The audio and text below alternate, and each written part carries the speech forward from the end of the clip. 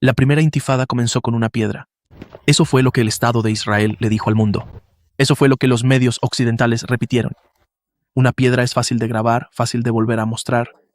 Un sistema de permisos es más difícil de ver. Durante 20 años, los palestinos vivieron bajo el mando militar israelí.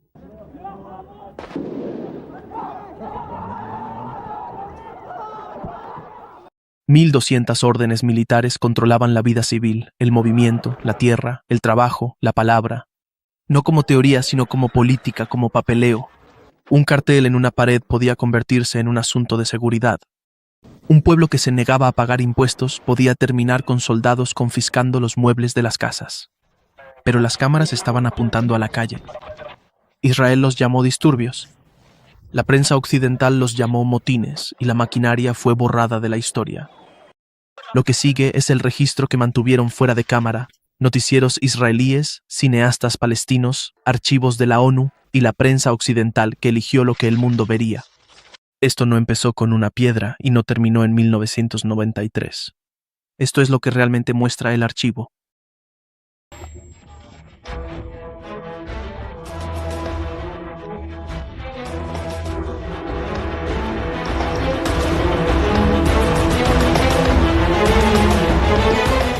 Dos décadas tras la captura de Palestina en la Guerra de los 6 días del 67, surgieron protestas masivas en las zonas ocupadas. 500,000 de palestinos salieron a las calles para exigir el fin de la ocupación israelí.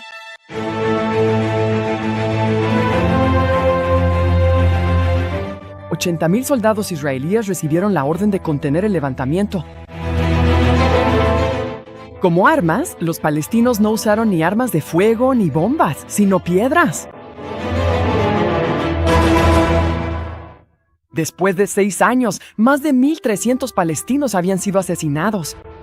120,000 resultaron heridos. 600,000 personas fueron encarceladas.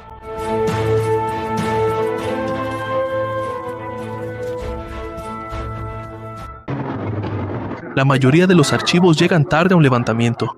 La cámara llega cuando la calle ya ha cambiado. Un soldado se da la vuelta.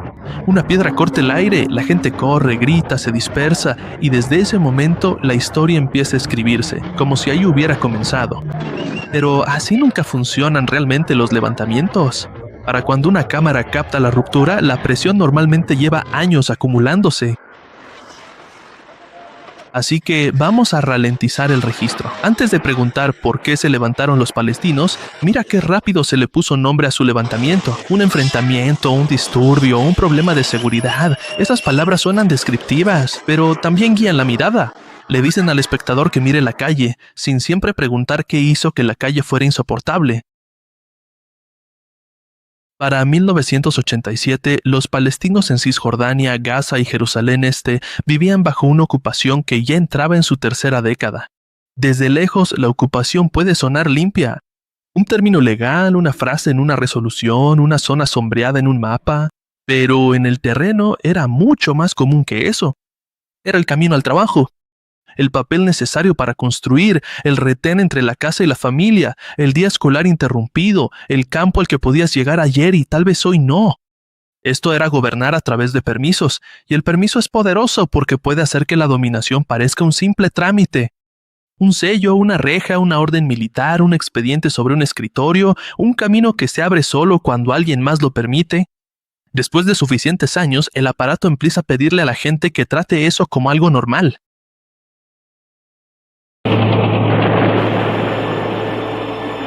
En el verano de 1967, la ocupación israelí de Cisjordania y la Franja de Gaza comenzó con toda su fuerza.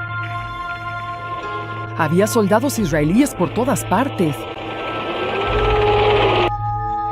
Antes de 1967, la mitad de los palestinos se ganaban la vida trabajando la tierra.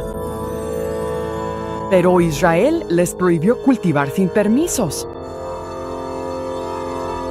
Los puestos de control impedían que los palestinos se movieran libremente por su propia tierra. Tierra que está en el centro del conflicto israelí-palestino. Durante los primeros 6 meses de la ocupación, se prohibieron las importaciones y exportaciones desde aquí hacia el mundo exterior. Así que, naturalmente, la gente empezó a importar del mercado israelí. Y de esta manera, el ciudadano palestino, el comerciante, el agricultor, el trabajador y el industrial quedaron atados a la entidad sionista. Poco a poco, nos dimos cuenta de que la tierra agrícola se estaba reduciendo y los que seguían trabajando en la agricultura eran en su mayoría hombres y mujeres mayores. En cuanto a los jóvenes, hacían fila para trabajar dentro de la entidad sionista. Así que la idea de la producción y el apego a la tierra se fue perdiendo, aunque el agricultor todavía estuviera en la tierra.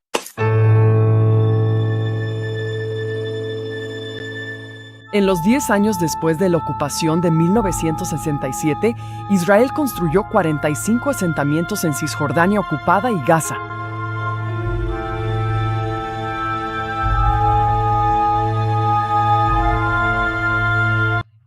Aquí es donde el lenguaje de Camp David empieza a importar. En el papel, las palabras sonaban como avance, autonomía, negociaciones, pero el lenguaje puede viajar mucho más rápido que la realidad. Incluso la autonomía tenía un límite dentro de sí misma. Autonomía para los habitantes, no soberanía sobre el territorio. Eso no es una nota técnica al pie. Es la diferencia entre ser tema de discusión y tener poder sobre la tierra que pisas. Así que las viejas preguntas seguían vivas. ¿Quién controla la frontera? ¿Quién controla el movimiento? ¿Quién controla el retorno? ¿Quién decide en qué se puede convertir el futuro? Cuando esas preguntas quedan sin respuesta, el proceso de paz puede convertirse en una sala reluciente, donde otras personas discuten sobre tu vida mientras la puerta sigue cerrada con llave desde afuera. Gaza hizo que la contradicción fuera imposible de ignorar. Calles llenas, campos de refugiados, gobierno militar, dependencia económica. Una franja de tierra donde muchos palestinos ya vivían con las secuelas de 1948 y luego crecieron bajo otra capa de dominio después de 1967. Para muchos jóvenes palestinos en Gaza, la ocupación no fue una interrupción de la infancia. Era el escenario de la infancia. Los muros ya estaban ahí. Los soldados ya estaban ahí. Ya revisaban los papeles y el futuro ya se sentía limitado. Antes de la visita de hoy, el señor Meller ya había dejado clara su preocupación por la última ofensiva israelí contra los palestinos. Dijo que la decisión de deportar a 9 palestinos era una violación del derecho internacional. Eso no haría nada para resolver la tensión en la zona. Pero las escenas de miseria y privación de hoy, en un campo marcado por callejones llenos de lodo y pozos negros al aire libre, pero que aún así es hogar de miles de hombres, mujeres y niños, conmovieron al Señor. Miller a sentir una indignación total. Bueno, las condiciones aquí, creo, son una afrenta a los valores civilizados. Es indignante que a unas pocas millas de la costa haya prosperidad y aquí haya miseria a una escala que rivaliza con cualquier otra parte del mundo. Creo que Gaza está en un estado de limbo en este momento, 20 años después de la ocupación, en el que no se hace nada para mejorar la situación de la gente. ¿Cuál es su futuro aquí? Algo tiene que hacerse. Las autoridades israelíes no pueden evadir su responsabilidad con esta gente. Entonces el señor Meyer, aparentemente muy consciente de las cámaras y reporteros presentes, discutió con un oficial del ejército que había arrestado a un chico de 14 años por lanzar piedras. Su familia alegó que fue un arresto injusto, nada para resolver la tensión en la zona. Y esta presión era visible. Un ministro británico que visitó Gaza en enero de 1988 vio suficiente como para calificar las condiciones de una afrenta a los valores civilizados. Eso importa porque elimina la excusa de la sorpresa. Los campamentos eran visibles, la privación era visible, la responsabilidad era visible.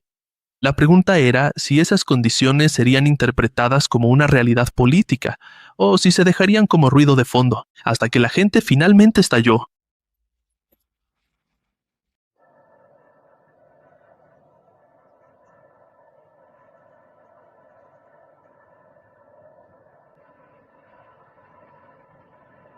Está bajo toque de Qisar.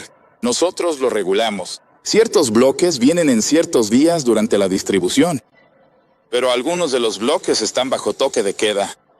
La mayoría de la gente tiene muy poca comida porque no han podido ganar dinero ni recibir. Las reservas de comida se han agotado porque prácticamente durante 3 semanas Jabalia ha estado bajo toque de queda.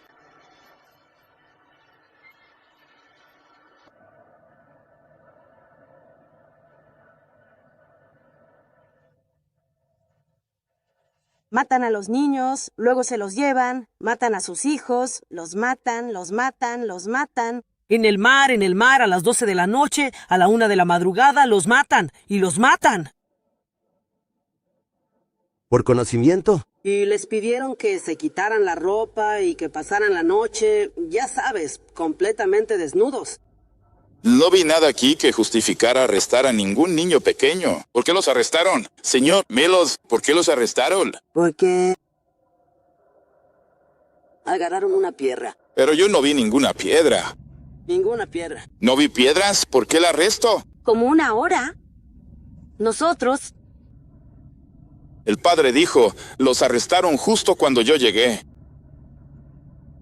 Coronel, creo que debería ver esto, coronel. Esto no está bien. Para nada está bien.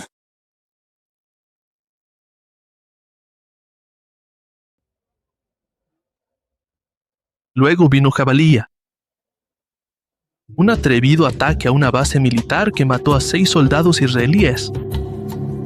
Entraron a Israel desde el sur del Líbano en ala delta.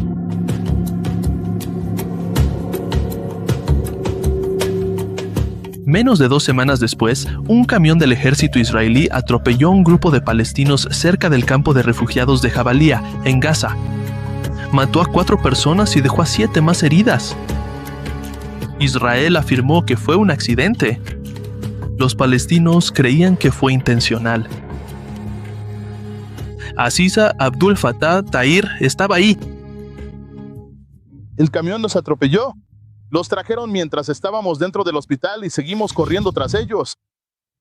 Se los llevaron y los enterraron en el desierto allá arriba. Safwat Al-Khalud es un periodista palestino que recuerda cómo la mañana siguiente resultaría histórica. Después del entierro hubo muchos problemas. Las familias de los mártires fueron y atacaron la estación de policía y hubo disparos.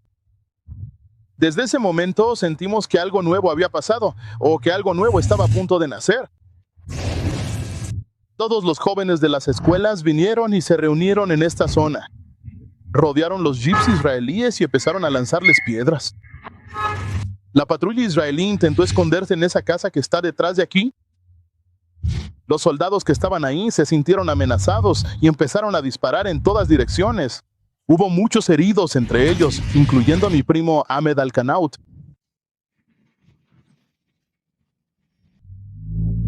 Y ese día, Hatem al-Sisi también fue martirizado. La plaza fue nombrada en su honor. Hatem al-Sisi fue el primer mártir de la Intifada. 8 de diciembre, 1987 marcó el inicio oficial de la primera Intifada.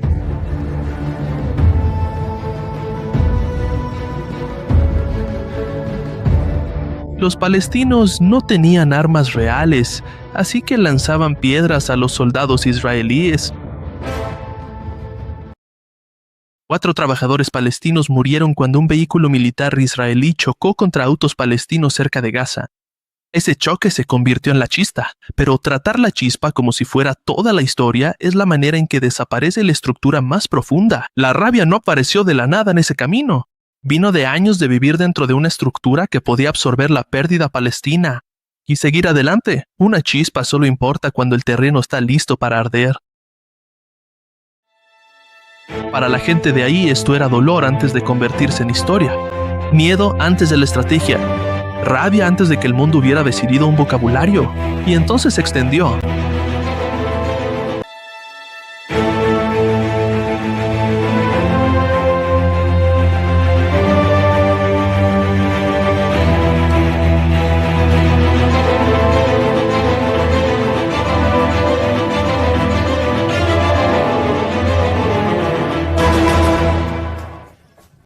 Así que hay un verdadero sentimiento nacional de pérdida. Él es el líder palestino más informado y mejor conectado en los territorios ocupados. De hecho, hay quienes dicen que el levantamiento palestino estaba siendo dirigido por Abu Jihad y por eso lo asesinaron. Sin duda, a lo largo del levantamiento, los símbolos de la OLP han sido muy visibles. La bandera de la OLP está en todas partes. Los muros tienen consignas de la OLP. El grito de lucha es Israel no, OLP. Parece que los funcionarios israelíes creen que los líderes de la OLP en el exterior están directamente involucrados. Hay una red que hace esto. ¿Lo produce sola? No, no lo hace. La red lo aviva y lo enciende. ¿Quiere mantenerlo? Definitivamente. Pero la relación entre los palestinos en los territorios y la OLP en el exterior es más compleja de lo que parece. Para la gente bajo ocupación militar, sin país, sin gobierno y sin bandera, la OLP es su hogar lógico. La gente aquí considera a la OLP como su pasaporte de conciencia, como un vehículo de identidad. La mayoría de la gente cree que el levantamiento comenzó de manera espontánea. Lo que pasó después fue que pequeñas células de jóvenes como esta surgieron prácticamente en cada ciudad y pueblo de los territorios.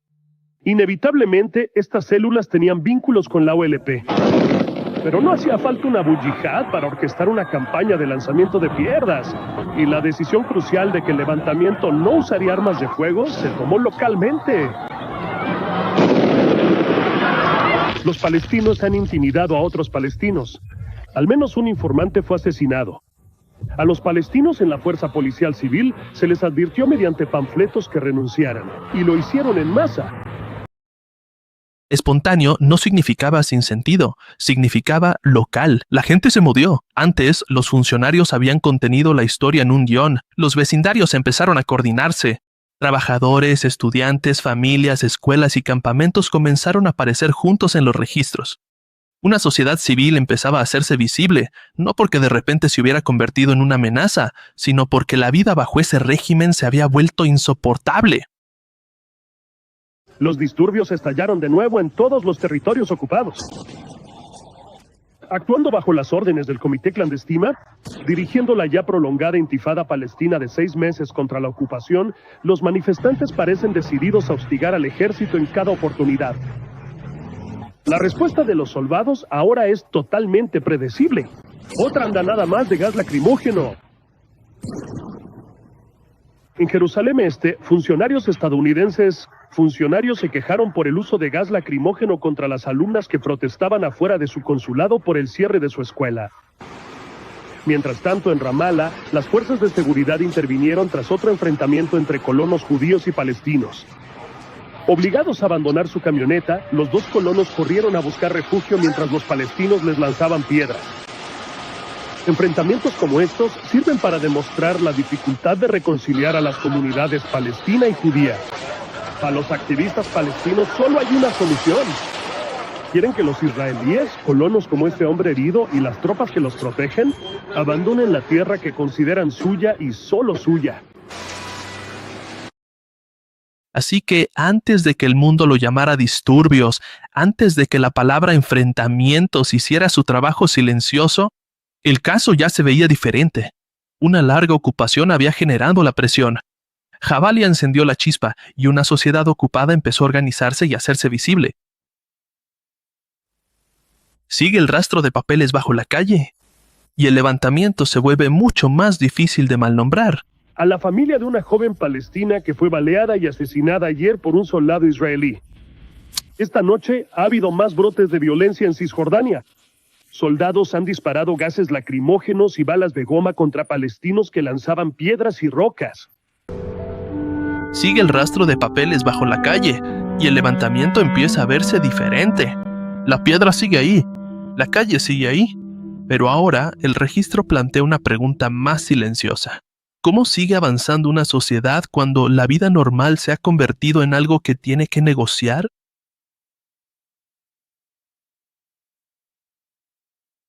Me detuvieron y me sentenciaron a 6 meses de prisión.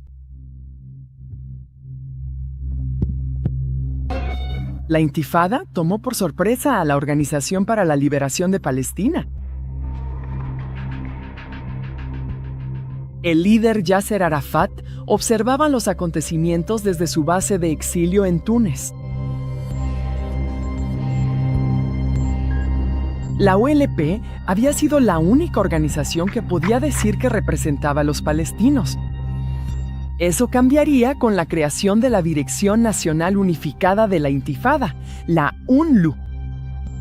Este fue el primer comunicado emitido, el comunicado No. 2 de la Dirección Unificada. En ese momento, este era el comunicado. En esencia, esta dirección se formó a partir de 3 facciones: Fatah, el Frente Popular y el Frente Democrático. Después, tras unos meses, también se unió el Partido del Pueblo, que en ese entonces se llamaba la Organización Comunista Palestina.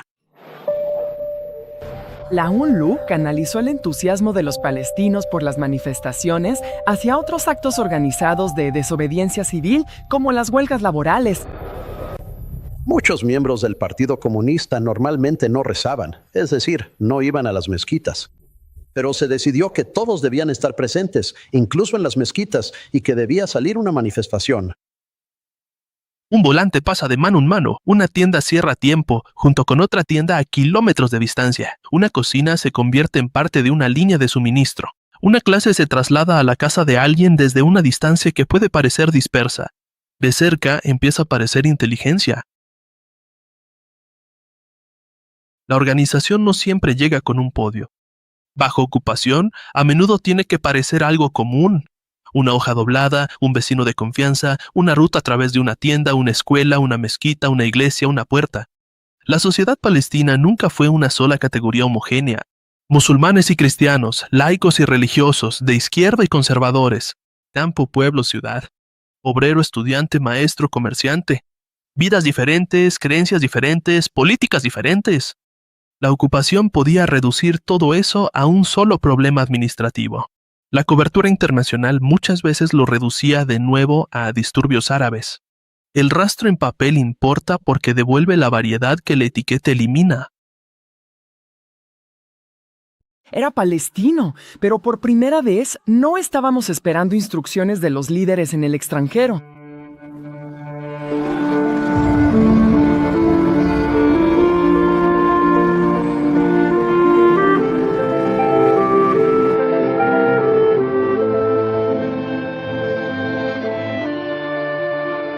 Comunicado No. 1 comenzó a distribuirse casi como una constitución. Una ley que obligaba a todos sin que nadie tuviera que decir una palabra. Los folletos se distribuyeron discretamente, por todas partes, en todas las calles.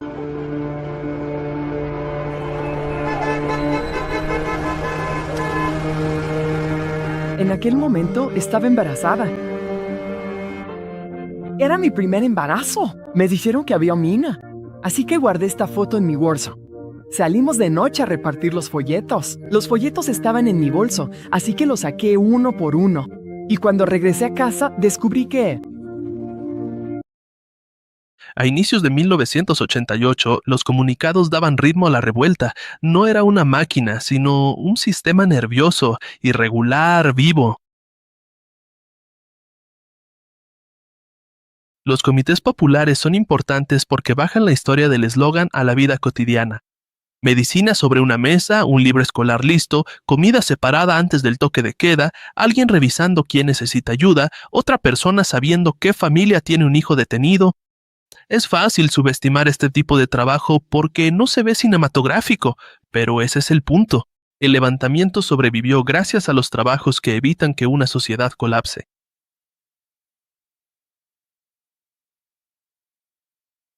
Gran parte era trabajo femenino, no como algo ajeno a la política. Auxilios tras gases lacrimógenos, alfabetización en salones prestados, comida en la escasez y visitas a prisiones vía Cruz Roja. Nosotras, como mujeres, formamos un comité como familias de deportados. Vivo para lo que fuimos creadas. Fuimos creadas para vivir en libertad y necesitamos a las mujeres. Somos un comité de mujeres. Nos manifestamos contra la agresión. Una mujer mayor está al lado de una mina. En las reuniones, las mujeres siempre son mayoría. Ni Mubarak ni Hussein. El número de hombres era menor porque muchos de ellos estaban encarcelados o habían muerto como mártires. Las mujeres participaron en la lucha nacional desde principios del siglo pasado, pero su presencia fue limitada. En la sociedad palestina, la autoridad reside en el hombre mayor. Cuando uno va a los pueblos, las mujeres no participan porque existe una separación entre hombres y mujeres. No aceptan que las mujeres participan en trabajos conjuntos. Así que la idea era que queríamos una participación más amplia de las mujeres.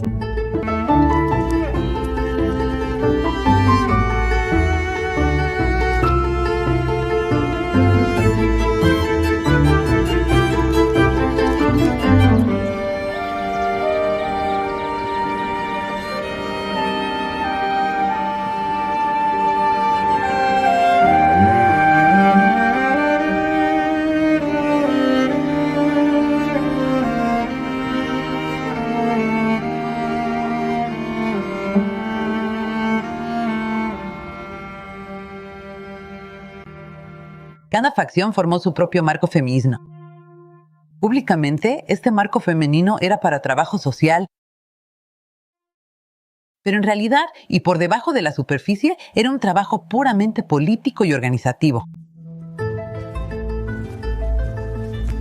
Guarderías, talleres de costura, enseñar a las mujeres a tejer, enseñar a las mujeres a cocinar, cooperativas. Esa era la cara pública. Un volante llevado porque alguien confiaba en ella para llevarlo. Estos no son detalles de fondo. Así es como la intifada seguía respirando. Hay algo que el poder suele malinterpretar sobre el cuidado. Asume que el cuidado es inofensivo porque parece doméstico. Pero si intentas gobernar a un pueblo sin su consentimiento, el trabajo que los mantiene alimentados, educados, conectados y políticamente despiertos no es para nada inofensivo. Una cocina puede convertirse en logística, una lección puede convertirse en rechazo, una visita a la cárcel puede evitar que la memoria se rompa. Entonces el ritmo se hizo visible en el mercado. Un volante se movió, una cortina se bajó, luego otra. Entonces toda una calle empezó a marcar el ritmo con un mensaje que nadie de uniforme había probado. El nuevo liderazgo joven palestino ha comenzado una serie de huelgas no violentas para poner la economía de rodillas. ¿Cómo hace la orden de emergencia para irse a huelga cuando se supone que las tiendas deben cerrar? Estaba cerrado todos los días cuando el antipadre, el jefe del antipadre, decía que teníamos que cerrar por un pedazo de papel. Se lo enviaron a toda la gente de aquí. Es un movimiento económico. No nos asustan las armas. Cualquier visita a Ramala, Belén o Jerusalén Este en estos días revela una huelga general uniforme de los comerciantes palestinos. El liderazgo nacional unificado intentaba decir que estábamos llevando a cabo desobediencia civil. Un calendario de huelgas hace algo simple y peligroso. Convierte la frustración privada en sincronización compartida. Y la sincronización es peligrosa porque cuando miles de decisiones cotidianas se alinean, el aparato de ocupación tiene que darse cuenta. El boicot llevó esa presión aún más profundo. No se trataba solo de rechazar un producto, sino de rechazar la relación construida alrededor de ese producto. La ocupación está en los retenes, sí. Pero también está en los salarios, las importaciones, los permisos y el cálculo diario de lo que una familia puede costear. Así que cuando los palestinos crearon alternativas locales, cooperativas, producción en casa, pequeños proyectos de autosuficiencia, no estaban fingiendo que el control había desaparecido. Estaban intentando aflojarlo. Parte del proceso era boicotear los productos de la ocupación. ¿Quiénes lideraron la creación de alternativas? El movimiento de mujeres y las organizaciones de mujeres.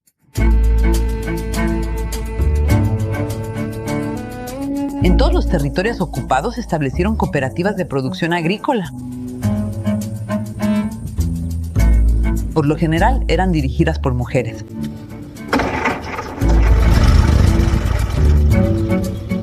Solíamos ayudar a las mujeres a iniciar proyectos.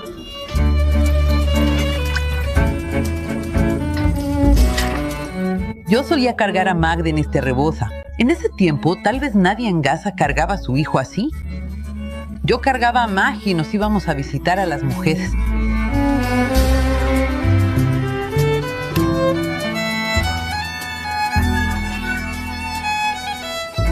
La mujer que siguió este proyecto se volvió capaz. Eso la fortaleció. Le ayudó a salir del rol tradicional en el que la habían puesto y de ser solo ama de casa, cuidando a sus hijos y a su esposo. Ahora, cuando se convirtió en una mujer que quería generar ingresos, hubo un esfuerzo por aprovechar los recursos palestinos y reducir la dependencia de productos israelíes.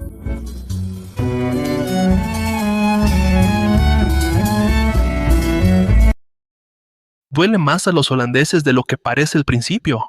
Un pueblo que se niega a pagar impuestos, un pueblo que intenta autoabastecerse, un pueblo que dice, en efecto, si no tenemos derechos políticos, ¿por qué estamos financiando a la autoridad que nos los niega?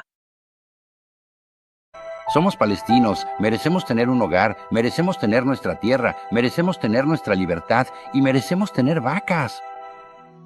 Nada parecía imposible para los palestinos en ese momento, ni siquiera ordeñar una vaca.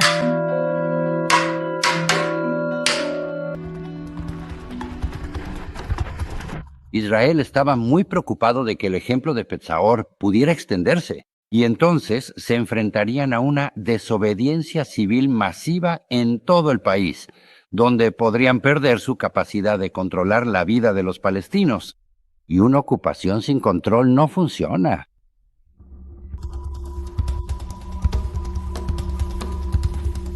Un día, el gobernador militar vino con sus soldados a la granja. Cuando le pregunté por qué, me dijo, y cito sus palabras exactas: estas vacas son peligrosas para la seguridad del Estado de Israel. Le dije, no puedo entender. ¿Cómo pueden ser peligrosas 18 vacas para la seguridad del Estado de Israel? La respuesta no fue solo un argumento, fue presión. Confiscaciones, cierres, el endurecimiento de la mano. Y de repente, ese pequeño detalle extraño se vuelve serio. La leche se vuelve política porque la dependencia es política. Luego las escuelas. Cerrar una escuela no es solo cerrar un edificio, es interrumpir un futuro. Los padres lo saben, los maestros lo saben, los niños lo sienten antes de explicarlo.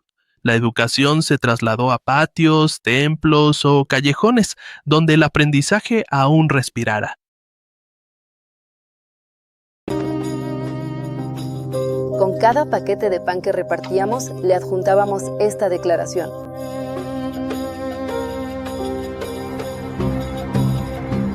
Las demandas eran claras.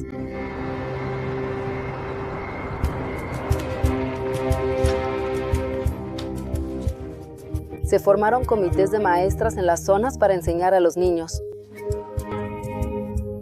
Se ha convertido en la palabra más poderosa del vocabulario palestino. Y esta aula se ha convertido en un brazo del levantamiento. El gobierno israelí ha cerrado las universidades y las escuelas. Los palestinos están instalando aulas clandestinas. Se mantuvo una coordinación constante con las organizaciones de mujeres de la zona para organizar jornadas médicas. La figura es pesada. Cientos de miles de alumnos de Cisjordania se quedaron sin clase durante este periodo. Pero la cifra solo cobra sentido cuando te imaginas la mañana. Interrumpe. El libro que permanece cerrado, la ruta que tiene que cambiar. El padre escuchando si hay soldados afuera. La maestra convirtiendo una sala en un aula, porque esperar sería rendirse demasiado. Por parte de las fuerzas de ocupación israelíes a través de la imposición de lo que llamaron toque de queda.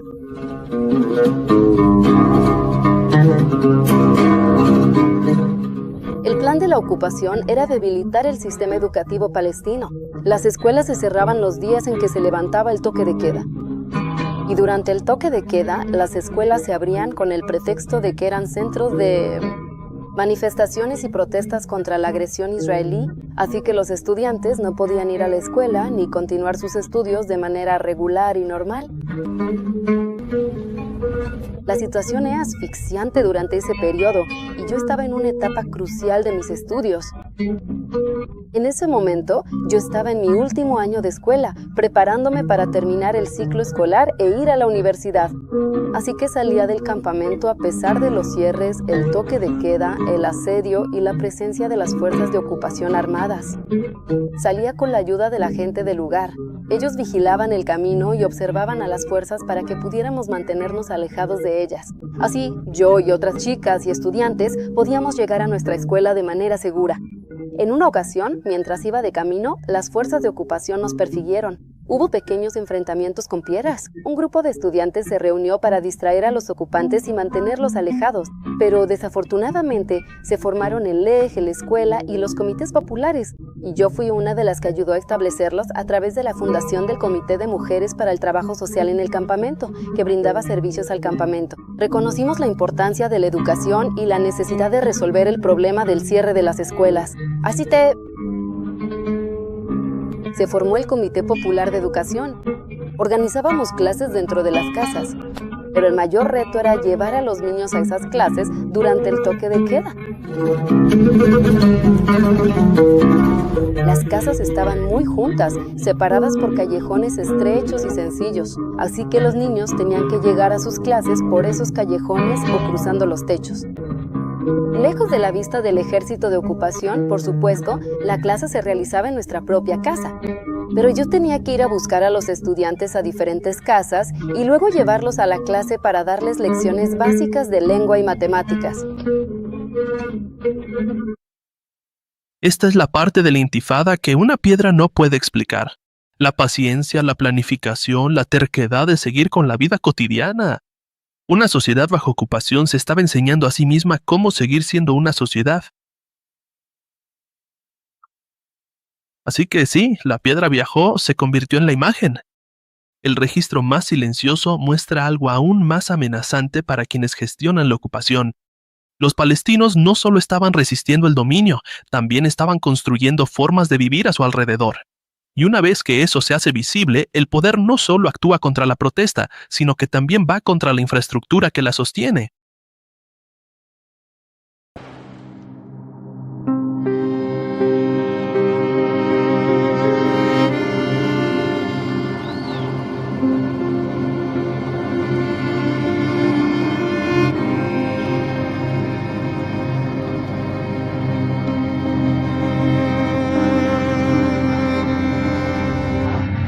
Los toques de queda mantienen a los pueblos y aldeas encerrados después del atardecer y a veces todo el día. Todas las escuelas y universidades han sido cerradas por orden. Ha habido cortes de electricidad, agua y teléfono en pueblos enteros. Los campos de refugiados han estado bajo toque de queda hasta por 2 semanas. A los palestinos no se les permitía salir de sus casas sin permiso del ejército. Aquí es donde la palabra orden deja de ser limpia y se convierte en un método.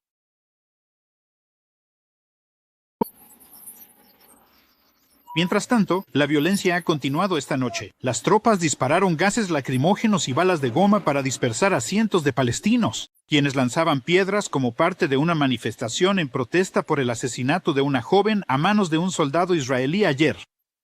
Israel también siguió defendiendo su decisión de deportar a los 9 palestinos acusados de estar detrás de los disturbios en los campos de refugiados.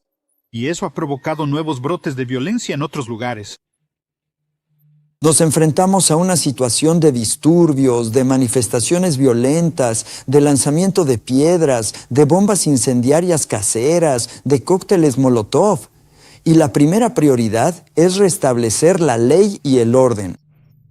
Estamos demostrando la máxima contención siempre que es posible, pero en algunas ocasiones no fue posible y se tuvo que usar la fuerza.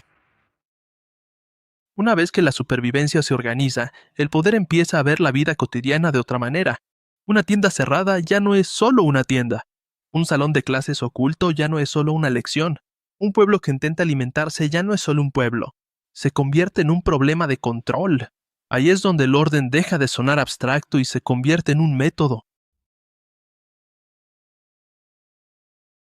Restablecer la ley y el orden suena tranquilo, casi aburrido, pero en un territorio ocupado esa frase tiene peso.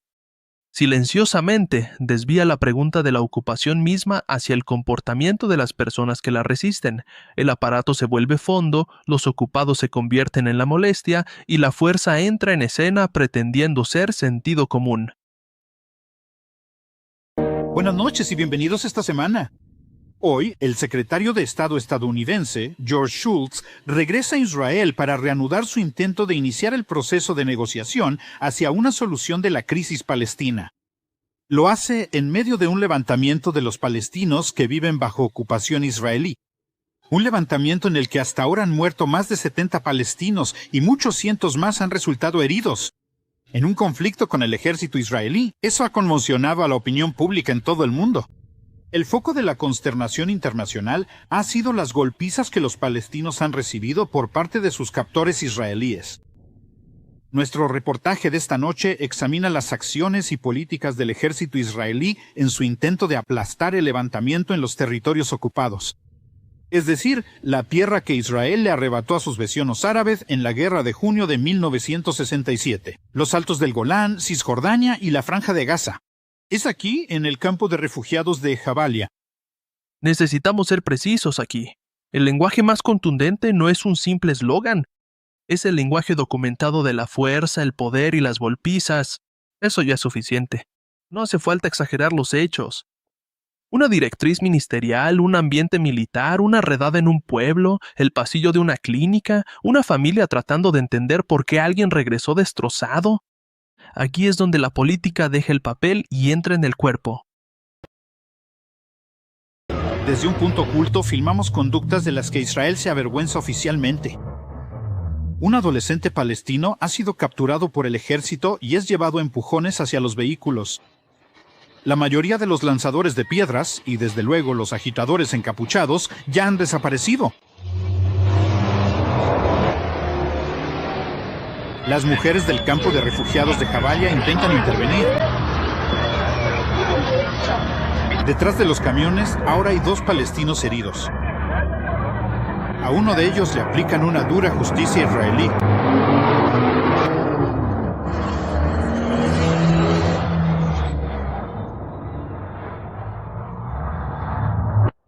En enero, el ministro de Defensa, Yitzhak Rabin, anunció una estrategia de fuerza, poder y golpizas en vez de balas. El ejército dice que las golpizas solo pueden usarse durante disturbios, en persecución inmediata o si se resiste el arresto.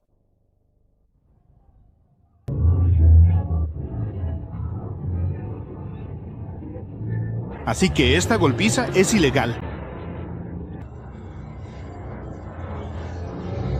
Lo que ha pasado, creo yo, desde el anuncio del general Rabin, es que, aunque antes siempre se hacía en silencio y no necesariamente en lugares públicos, ahora se hace en público y de manera muy, muy abierta. Y creo que eso ha dado, como dicen en esta parte del mundo, luz verde a la gente para hacer cosas que tal vez antes se reprimían. Un cuerpo que no puede caminar no es orden restablecido. Un adolescente golpeado después de que la calle ya está tranquila no es control de multitudes. Un doctor describiendo una hemorragia interna no es una nota al pie sobre seguridad. Esta parte debería incomodarnos, no porque tengamos que causar impacto, sino porque ocultarlo sería deshonesto. Sin protección adecuada, ni siquiera contra piedras o bombas molotov, han recurrido a la agresión para imponer la calma. Los mismos soldados ven las golpizas como una parte importante de su campaña. Este hombre ha estado en el hospital durante 2 semanas y casi muere por sus heridas. Ambas piernas y ambos brazos le fueron rotos por soldados.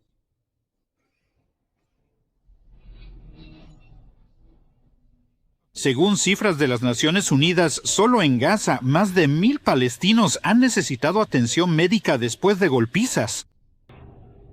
Y los doctores enfatizan que las heridas más espectaculares no son necesariamente las más peligrosas.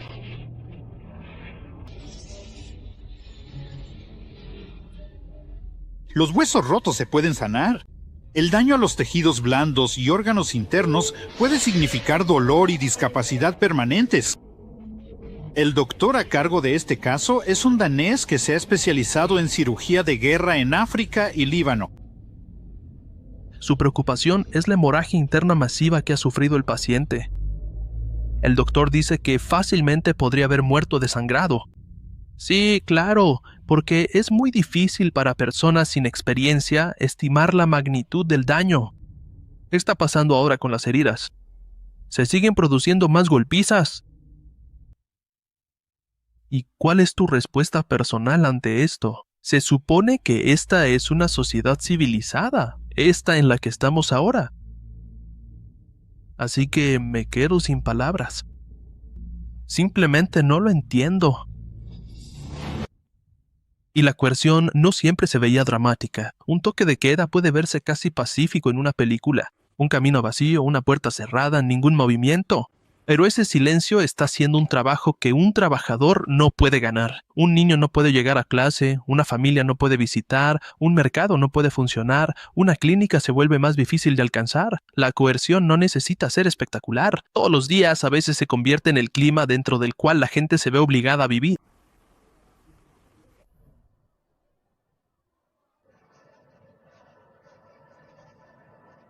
Esto es el recordatorio del rastro documental que seguimos antes. El levantamiento construyó infraestructura cívica desde abajo. La respuesta presionó sobre esa infraestructura desde arriba. Escuelas, campamentos, servicios, mercados, movimiento.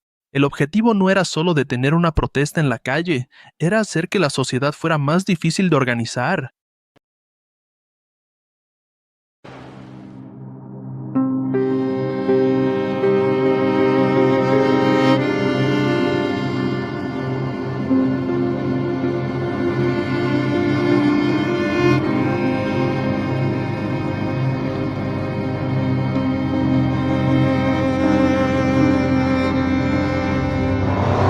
Como si fueran un marcador. Son líneas en un registro, arresto y detención. Toque de queda, escuela cerrada, cada uno tiene un cuarto asociado a eso. Una madre contando los días, una tienda sin ingresos, un niño esperando que regresen las clases, una calle vaciada por orden. Eso es lo que los datos intentan reflejar.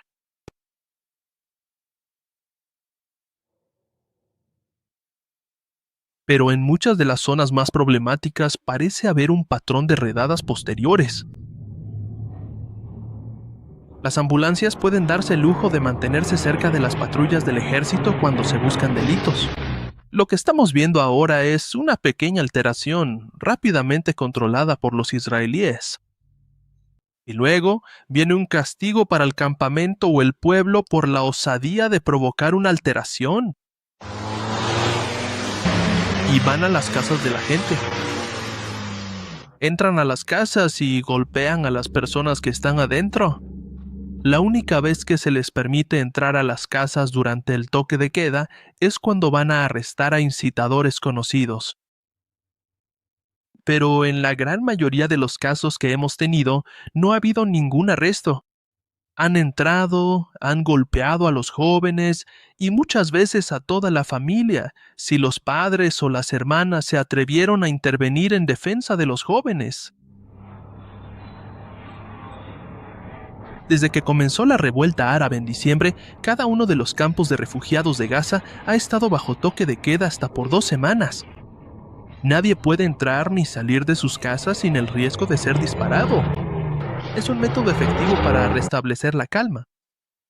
Luego vinieron las deportaciones. En Cisjordania, los palestinos que lanzan piedras y rocas han sido atacados por soldados que usan gases lacrimógenos y balas de goma.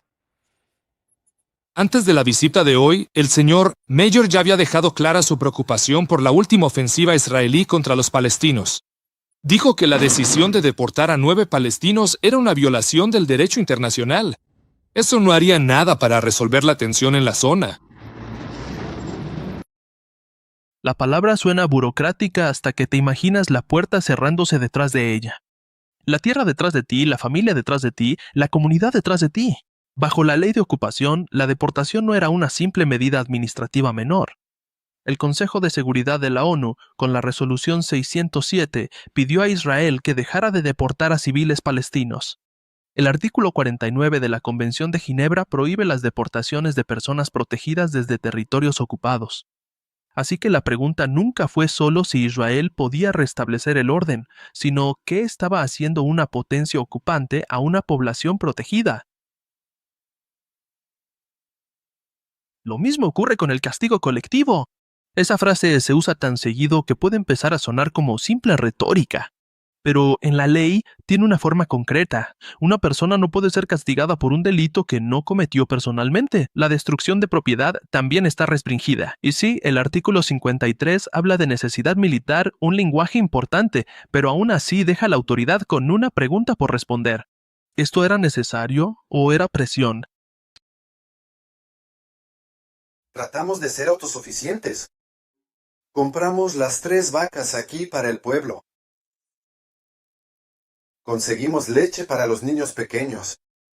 También tenemos gallinas en algunas granjas del pueblo. Ovejas, también cultivamos verduras y algo de fruta. Como estamos en este pueblo, tenemos poca agua. Tenemos pozos. Nos prohíben que el agua sea suministrada por el gobierno israelí. El pueblo del que hablamos antes vuelve a aparecer aquí por una razón. Beit Sahur no era solo una historia curiosa sobre leche e impuestos. Fue una prueba de resistencia. Si un pueblo que intenta reducir su dependencia se convierte en un problema de seguridad, entonces el aparato te está mostrando lo que realmente teme. No solo una piedra, no solo un eslogan, sino una población aprendiendo a dejar de cooperar. Somos palestinos. Merecemos tener un hogar. Merecemos tener nuestra tierra. Merecemos tener nuestra libertad. Y merecemos tener vacas. En ese momento nada parecía imposible para los palestinos. Ni siquiera ordeñar una vaca.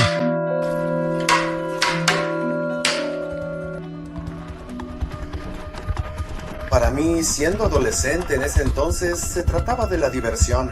Y también, ya sabes, de demostrar que podíamos detener los autos, camionetas y productos israelíes que entraban a nuestra ciudad. A Israel le preocupaba mucho que el ejemplo de Beit Sahur pudiera extenderse, y entonces se enfrentarían, ya sabes, a una desobediencia civil masiva en todo el país, donde ellos, ya sabes, podrían perder su capacidad de controlar la vida de los palestinos. Y ya sabes, una ocupación sin control no funciona.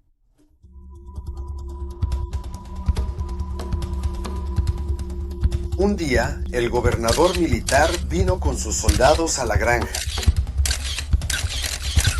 Cuando le pregunté por qué, me dijo, y cito sus palabras exactas, «Estas vacas son peligrosas para la seguridad del Estado de Israel». Le dije que no puedo entender cómo 18 vacas pueden ser peligrosas para la seguridad del Estado de Israel. Quizá pienses que todas las vacas son iguales y que son tontas y perezosas y solo pastan todo el día sin que pase nada por sus cabezas. Quizá deberías pensarlo de Memor.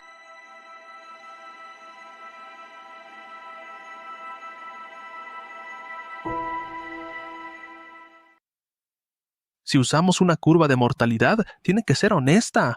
Serie parcial, fuente clara, fechas claras, nada de totales inflados, nada de fingir que un solo gráfico puede contar toda la historia.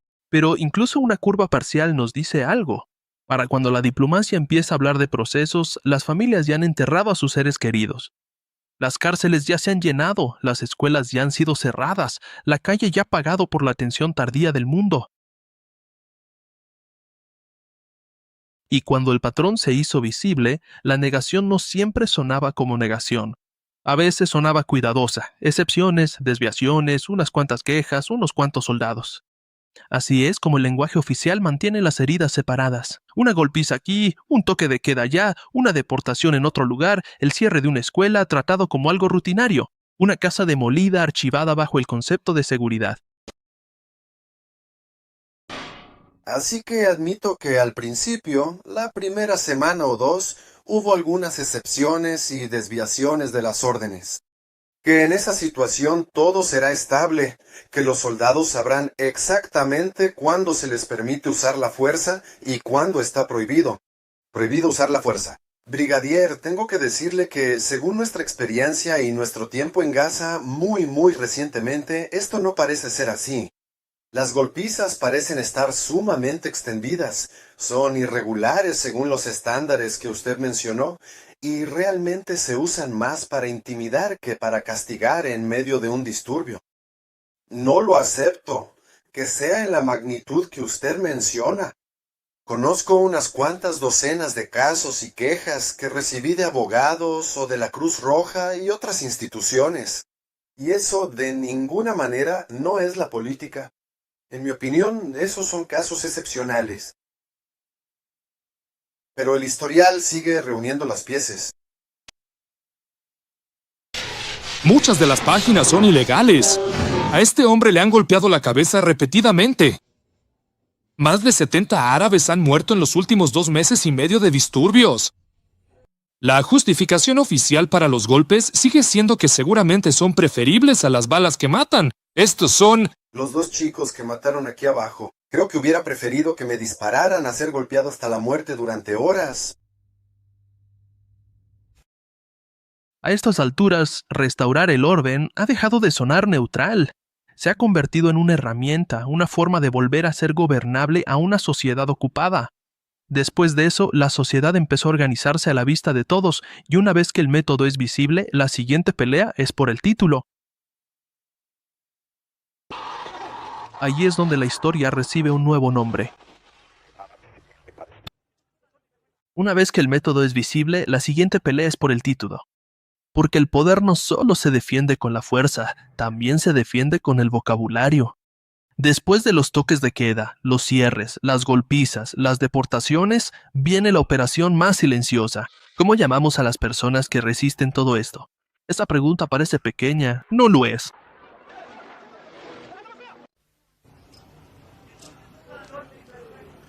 Los problemas volvieron a extenderse por todos los territorios ocupados. Siguiendo las órdenes del comité clandestino que dirige la ya prolongada intifada palestina de 6 meses contra la ocupación, los manifestantes parecen decididos a hostigar al ejército en cada oportunidad. La respuesta de los soldados ahora es totalmente predecible. Otra andanada más de gas lacrimógeno. En Jerusalén Este, funcionarios se quejaron por el uso de gas lacrimógeno contra alumnas que protestaban afuera de su consulado por el cierre de su escuela. Mientras tanto, en Ramala, las fuerzas de seguridad intervinieron tras otro enfrentamiento entre colonos judíos y palestinos. Obligados a abandonar su camioneta, los 2 colonos corrieron a buscar refugio mientras los palestinos les lanzaban piedras. Enfrentamientos como estos sirven para demostrar lo difícil que es reconciliar a las comunidades palestina y judía. Para los activistas palestinos solo hay una solución. Quieren que los israelíes, colonos como este hombre herido, y los soldados que los protegen se vayan de la tierra que consideran suya y solo suya. Una etiqueta puede decidir hacia dónde va la simpatía, dónde recae la culpa y qué tipo de respuesta empieza a parecer razonable. El registro no estaba en blanco, eso importa. Algunos reportes sí mencionaron la ocupación, algunas imágenes mostraron el gobierno militar, algunos medios permitieron que la palabra levantamiento estuviera cerca de la palabra ocupado, así que la distorsión no siempre era silencio. Era algo más escurridizo que eso. La estructura podía ser nombrada y luego suavizada en la siguiente frase. Un pueblo ocupado podía convertirse en disturbios. El gobierno militar podía pasar a ser solo un fondo. Una revuelta contra el gobierno militar podía archivarse como un problema de orden público. Tomemos la palabra enfrentamientos. Suena neutral, casi equilibrado, como si 2 lados se encontraran en el medio. Pero la ocupación no es un punto medio. Hay un aparato estatal y militar y una sociedad civil haciendo visible la vida bajo ese sistema. Cuando se habla de enfrentamientos prematuros, el desequilibrio y el poder se normalizan y la resistencia pasa a ser el problema.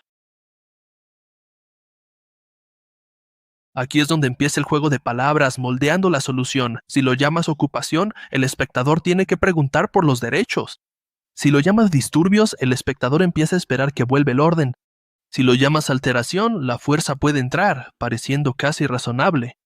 Ese es el truco. La etiqueta no tiene que negar el sufrimiento. Solo tiene que decidir qué significa ese sufrimiento. Cada etiqueta lleva un remedio dentro de sí. Así que esto no es solo semántica, es política en miniatura.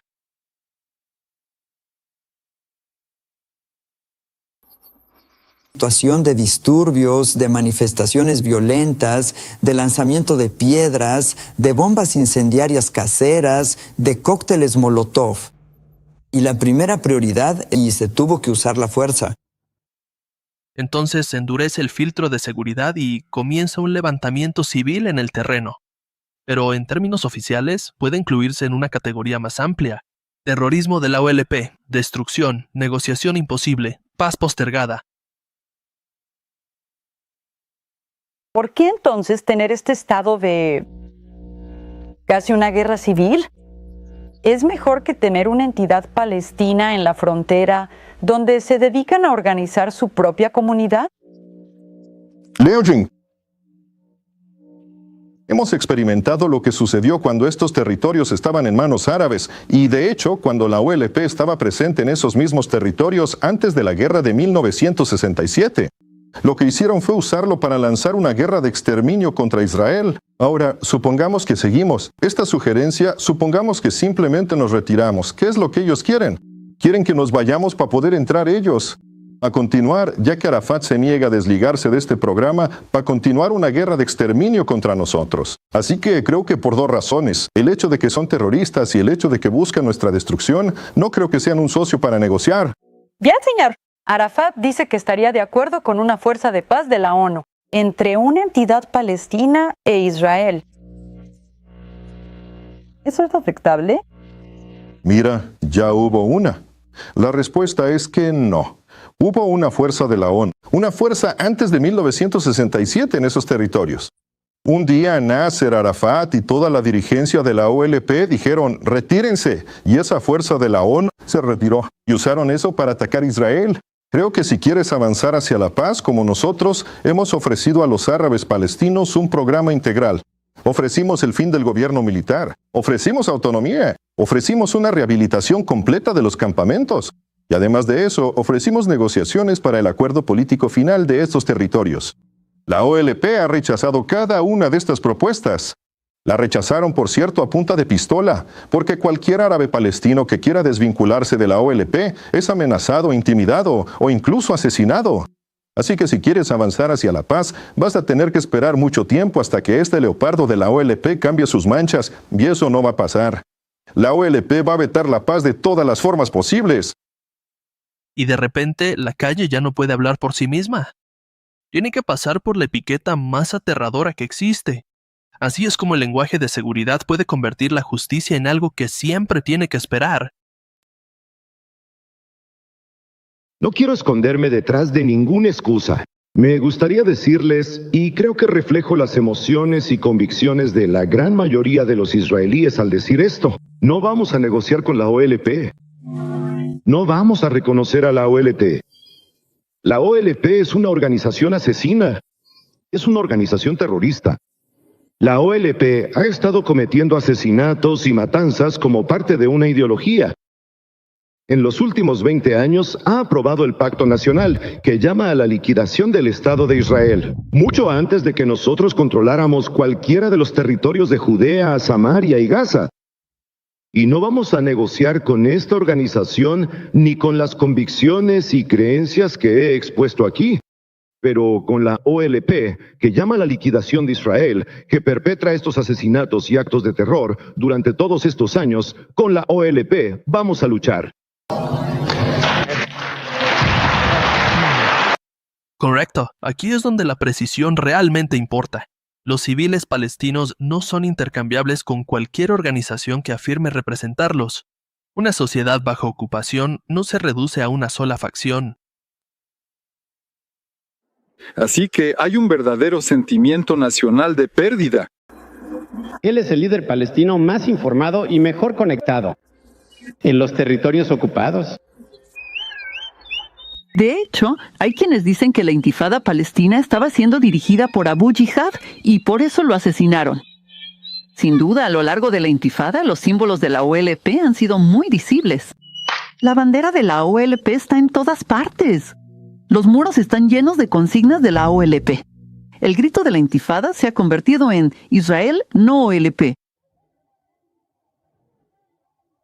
Parece que los funcionarios israelíes creen que los líderes de la OLP en el exterior están directamente involucrados. Existe una red que hace esto.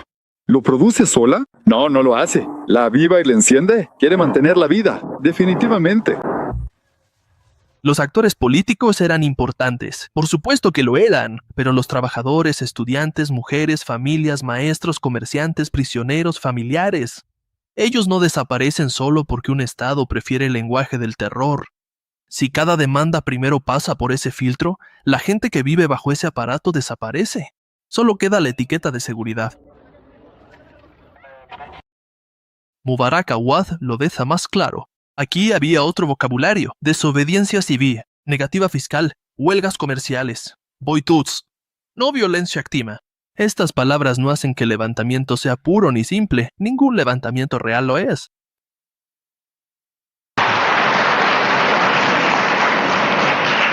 Espera para preguntar, tras casi una hora con el señor Mubarak Awad. Adelante, señor. Estamos en medio de una revuelta. Y el levantamiento es un mensaje para el pueblo israelí, para el gobierno israelí y para el mundo entero. Que los palestinos están utilizando métodos de desobediencia civil y un mensaje activo y no violento para los israelíes. No nos interesa matar. Aunque tenemos más de 150 palestinos muertos y 2 israelíes asesinados. Pero el mensaje es claro. Estamos utilizando otros métodos. Y el mensaje de desobediencia civil es un mensaje para ustedes. ¿Se llevó? Que con todo este levantamiento, incluso la OLP y Yasser Arafat dijeron: no usen armas en este levantamiento. Y al decir eso claramente, es un mensaje. Es un mensaje de un niño, de una mujer. Todos se están levantando contra lo que es la ocupación, contra la brutalidad que vivimos. ¿Y el mensaje, ese mensaje le está llegando a algún israelí, ya sea al gobierno o al pueblo? Mubarak, tú sabes quién es. Pero muestran método, pensamiento, disciplina, presión, una negativa a cooperar con el aparato que gobierna la vida diaria. Y lo revelador es que incluso esto puede ser narrado como un peligro, donde la no cooperación tiene que ser presentada como algo aterrador. El problema no es solo la violencia, el problema es la obediencia. Esto se conecta con el rastro de papeles, la cortina que baja, el boicot, la negativa a pagar impuestos, el aula oculta. Esos no fueron actos al azar.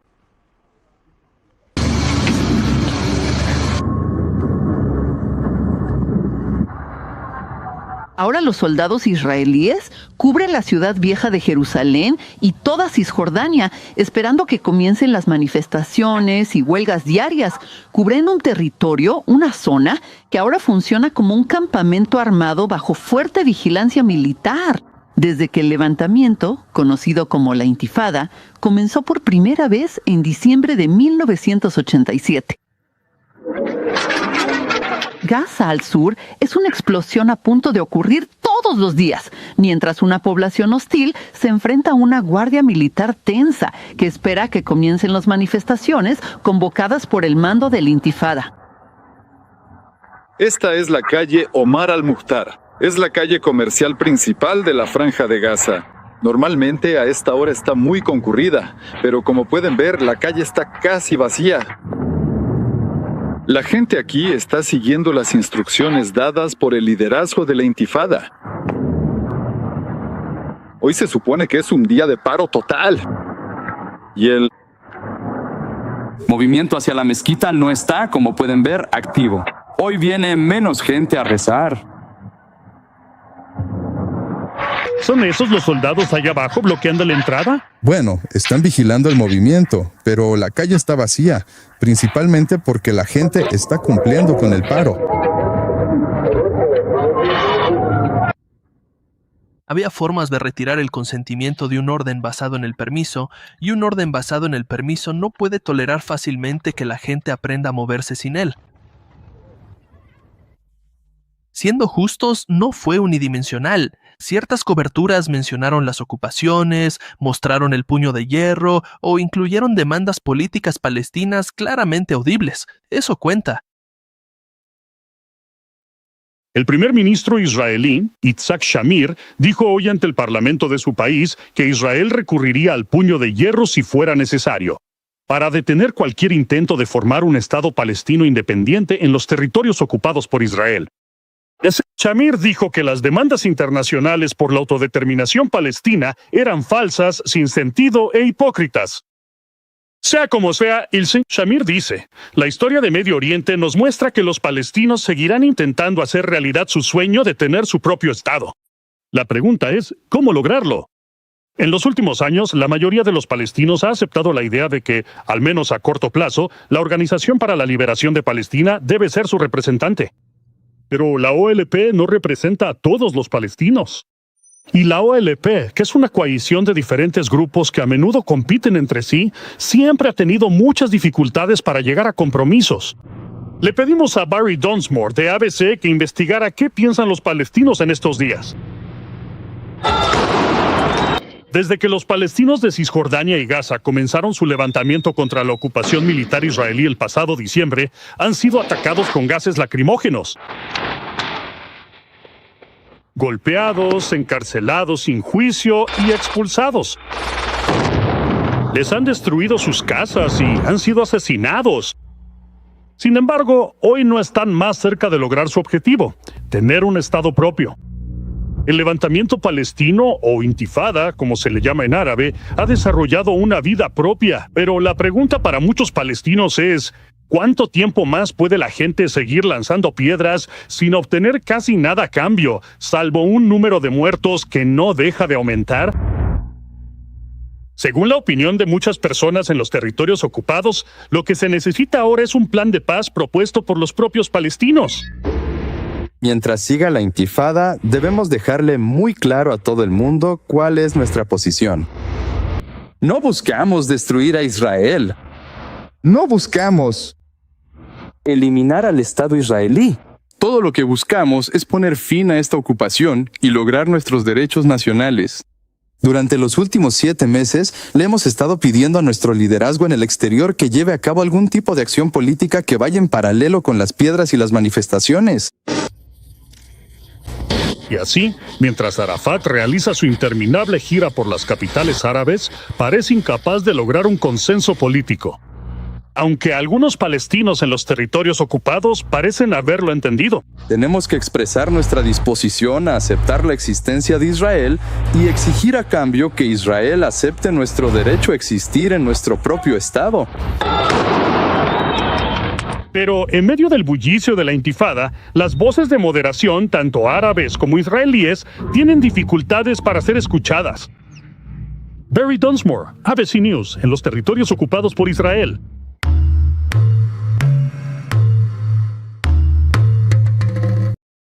Porque la distorsión no siempre funciona ocultando completamente la realidad. A veces funciona saturándola. Una frase abre la historia. La siguiente la limita. Un clip muestra sufrimiento. Una pregunta en el estudio vuelve a poner el tema en la aceptabilidad. Un reportero menciona la ocupación. Un titular pone el foco en la violencia. Así es como se maneja el significado en tiempo real. No siempre borrando la evidencia, sino decidiendo qué significado sobrevive a la transmisión. Y si logras escuchar más allá del ruido, la demanda política no es difícil de entender. Terminen la ocupación, reconozcan los derechos nacionales, dejen de administrar el futuro de otro pueblo. Eso no es una petición por una jaula más bonita, es una exigencia de salir de la jaula. Cuando el lenguaje se amplía, la responsabilidad vuelve a estar presente. Esto no son simplemente enfrentamientos, son enfrentamientos dentro de una ocupación. No son solo disturbios, son disturbios dentro de una estructura de control. Y una vez que ves eso, la pregunta cambia. Ya no es por qué los palestinos hacen ruido, sino qué tipo de sistema hizo que ser escuchado fuera tan costoso. Este es el cambio de nombre en el centro del asunto. La rebelión se convierte en disturbio. La ocupación se convierte en ambiente. La fuerza se convierte en orden. La demanda política se convierte en amenaza y la vida palestina pasa a ser algo que se debe gestionar en vez de algo a lo que el mundo debe responder. Pero el lenguaje nunca selló completamente el caso, ni siquiera dentro de la sociedad a la que se le pidió defenderlo. Había grietas. Una historia de seguridad no necesita que todos la crean, solo necesita que suficientes personas vivan dentro de ella. El tiempo suficiente para que el aparato que está debajo se sienta normal. Pero esta historia nunca fue hermética. La redacción se resquebrajó, el archivo se resquebrajó, y lo más importante, personas dentro de la sociedad israelí también la rompieron. No todos, no la mayoría, pero lo suficientes para demostrar que la ocupación no era invisible, estaba siendo nombrada. Mujeres de negro hacen que la contradicción sea difícil de disimular. Enero de 1988, Jerusalén, ropa negra, una vigilia semanal, un mensaje que no necesitaba mucha decoración. Detengan la ocupación. Ese tipo de disidencia importa porque viene desde dentro de la sociedad a la que se le pide aceptar la historia de seguridad. No borra la maquinaria. Demuestra que la maquinaria podía ser vista. Mujeres de negro surgieron un mes después de que comenzó el levantamiento. Aparecen en las calles todos los viernes para protestar contra la ocupación. Sus acciones provocan la furia de aquellos israelíes que no creen en ceder ni una pulgada de territorio ocupado. Maten a los árabes, maten a los árabes. 3, 5, 7, 8. No somos los únicos que odiamos la ocupación. Muchos israelíes progresistas y honestos odian la ocupación.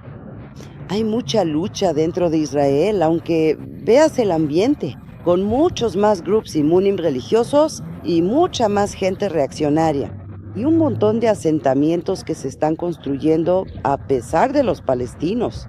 Y aún así, además de eso, hay una voz muy fuerte de progresistas que están diciendo que no. Y es que de hecho están solicitando formalmente, por primera vez en toda la historia de Israel, la creación de un Estado palestino soberano que coexista junto con el Estado israelí. Bien, aquí necesitamos una línea clara. El judaísmo no es una política de Estado. El pueblo judío no es un solo bloque político. El sionismo, en este caso, es el proyecto político que estamos analizando. El poder estatal israelí es la institución. El gobierno militar es el método. La ideología de los colonos es el movimiento que impulsa la permanencia en tierras ocupadas. Así que cuando nombramos la ocupación, no estamos nombrando el judaísmo, estamos nombrando sistemas, decisiones y a las personas sobre quienes recaen esas decisiones. Jess Kabul rompió la historia desde otro lugar. No solo protestar contra la ocupación, sino negarse a ayudar a imponerla. Eso es un tipo de evidencia muy seria. Que tienes que trazar una línea sin importar quién sea. Cuando alguien te dice que hagas algo prohibido, no lo hagas. Y este libro es muy importante para mí, porque en el momento en que alguien lo lee, se le abre una puerta, un portón, y ve que hay otra manera. No siempre tienes que obedecer. Al contrario, hay situaciones en las que no debes obedecer. Les mostró que también puedes no hacer lo que te dicen y no obedecer. Y eso tiene una importancia mucho, mucho mayor que obedecer, porque obedecer es lo más fácil, pero ir en contra de toda la corriente que quiere arrastrarte a ciertos lugares y decir, no, no estoy dispuesto a ser parte de la corriente, y no estoy dispuesto a hacer estas cosas prohibidas, porque son prohibidas, porque una persona no debe comportarse así, pase lo que pase. Ese es el horizonte que abrió este libro. Porque la versión oficial necesitaba contundencia para parecer obvia, necesaria y definitiva. Pero cuando los reservistas dijeron que no sofocarían el levantamiento, la palabra necesario empezó a parecer mucho menos sólida. Se convirtió en una opción.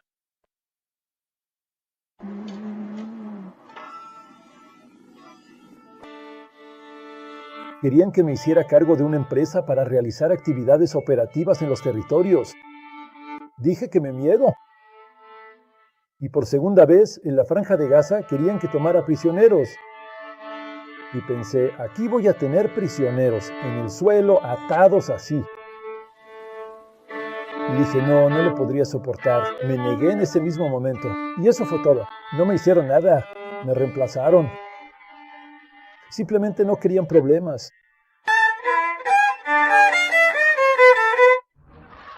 Y aquí es donde la intifada fue más allá de la calle. No solo se enfrentó a los soldados, se enfrentó a un mito. Que los palestinos solo eran un problema de seguridad. Que no había una demanda política seria detrás de los disturbios. Que no había nadie a quien escuchar, nadie con quien hablar. Pero si toda una sociedad ya se está moviendo, si está en huelga, enseñando, organizando, negándose, hablando. Entonces, la pregunta más honesta es, ¿exactamente qué es lo que te niegas a escuchar? Pero también importa contra qué estaba luchando esa disidencia. Porque la ocupación no se sostenía solo con soldados, necesitaba una imaginación política detrás. Y una parte de esa imaginación era la ideología de los colonos. Pero no existía un estado filisteo. Es curioso esa historia. No es verdad, no es un hecho histórico, aunque a la gente le gusta que la laven el cerebro con eso y creer que es cierto. Pero si tomas la historia simple de 1 más 1 es 2, aquí no había un estado palestino antes. Siempre le perteneció a Israel, incluso cuando los judíos no estaban aquí. Eretz Israel, la tierra de Israel, le pertenecía a los judíos. De lo que hablo es de lo que tengo hoy. Estoy incluyendo la mitad del Sinaí para migrar. Lamento, no lo tengo todo, pero todavía tengo la mitad del Sinaí. Todavía tengo Judea y Samaria, y todavía tengo los altos del Golán. La ideología colona debe llamarse claramente no judaísmo ni vida judía, sino proyecto político de tierra, permanencia, soberanía y control demográfico. No veo cómo cualquier persona, sea árabe o de cualquier otra nacionalidad o cualquier otra... no sé, puede encontrar su futuro aquí, a menos que se identifique completamente, al 100%, con la idea sionista. Y la idea sionista es un Estado para la nación judía. Esto es identificarse con nuestra tradición, con nuestra fe, con nuestra voluntad de construir un Estado para los judíos. Punto. Y lo que queremos exactamente es un Estado solo para los judíos. A veces la gente tiene miedo de decirlo porque suena a racismo, suena a discriminatorio. Sí, si quieren, son más que bienvenidos a identificarse con la idea sionista. Pero si no quieren, como lo expresan claramente, que no quieren, no veo ninguna razón por la que deban quedarse aquí. No porque les digamos que no se queden aquí, sino porque ellos mismos se dan cuenta. Cuando la ideología habla con sus propias palabras, la abstracción desaparece. Un asentamiento no es solo un punto en un mapa. Es una reclamación sobre un camino, una colina, un campo, una ruta a la escuela, el futuro de una familia siendo reorganizado por la certeza de otra persona. Que no es un lugar para ellos. Usaron el argumento de la seguridad porque era mucho más aceptable para el mundo. Y además, sí creo que hay una preocupación real por la seguridad. Sin embargo, me parece que un país puede defenderse aunque tenga malas fronteras. No puede defenderse si la mitad de la población le debe lealtad al enemigo. Así como Estados Unidos, con todo su arsenal nuclear, habría estado indefenso si los rusos vivieran aquí. Y ese es el análogo. Ahora, enfrentando el tema demográfico, el problema, algunos se engañan a sí mismos, algunos israelíes se engañan pensando que tal vez existe la posibilidad de una transferencia. Ahora, la transferencia... Luego está Beta, un pueblo, un grupo de colonos entrando al área, un adolescente asesinado, una historia pública que se endurece rápidamente, y después el relato se vuelve más complicado que la primera versión que la gente debía creer. El 6 de abril del 88, yo estaba en casa, en mi casa. De repente, escuché por los altavoces del pueblo que un grupo de colonos estaba intentando entrar a Beita por el lado este del pueblo. Inmediatamente, yo y un grupo de jóvenes del pueblo fuimos al lugar. Cuando llegamos, encontré un grupo de colonos en medio del valle, rodeados por todos lados por los jóvenes, mujeres y hombres del pueblo. ¿Uno de ellos? Uno de ellos disparó al aire para alejar a la gente. Eso no funcionó. Más gente se reunió a nuestro alrededor y nos rodeó.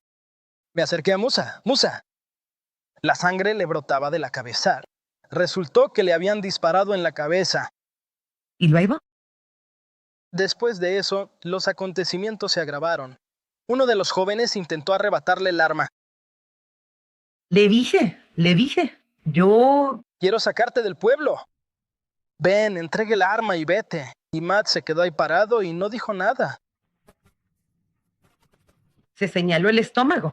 Le disparó en el estómago. O sea, le disparó. Él bajó y me disparó en el estómago. Y ahí, sin dudarlo. Retrocedió 3 o 4 metros. Poco a poco me fui bajando hasta quedar boca abajo. Y más no dudó. Se paró otra vez a 3 metros de distancia. Y otra vez.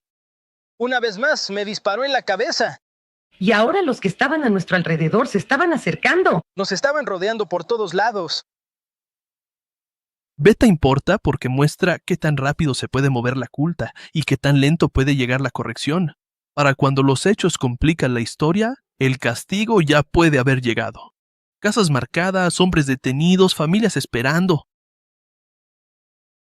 Los soldados los arrestaron. Los residentes los subieron al autobús. Los habitantes de Beta no sabían a dónde los llevaban. No sabían a dónde los llevábamos. Los llevamos detrás de la arbodera. Les rompimos los huesos. Los extendimos en el suelo.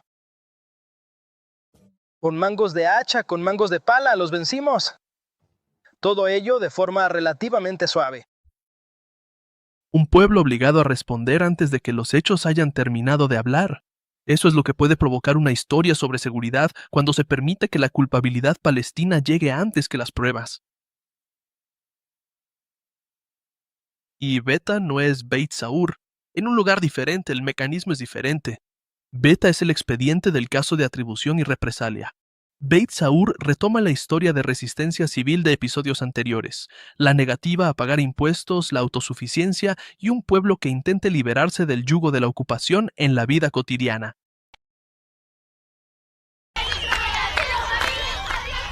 Un domingo de diciembre, en Beit Saur, vieron algo muy inusual.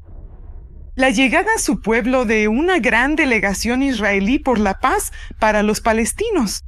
Es una señal alentadora de que algunos israelíes están tomando en serio la oferta de la OLP de negociar la paz. Todos están ansiosos por hablar sobre el discurso de Yasser Arafat en Ginebra, en el que pidió un Estado palestino junto a Israel. En el salón parroquial de Beit Saur hay grandes esperanzas de que termine el conflicto. La OLP y el mundo árabe están exigiendo a Israel una paz efectiva, justa y duradera. Nos cuesta alcanzar nuestros objetivos, como lo demuestra el levantamiento que azota Tierra Santa desde diciembre del año pasado. Sin embargo, sentimos que no estamos solos en nuestra lucha y que contamos con el apoyo de todas las naciones y personas amantes de la paz.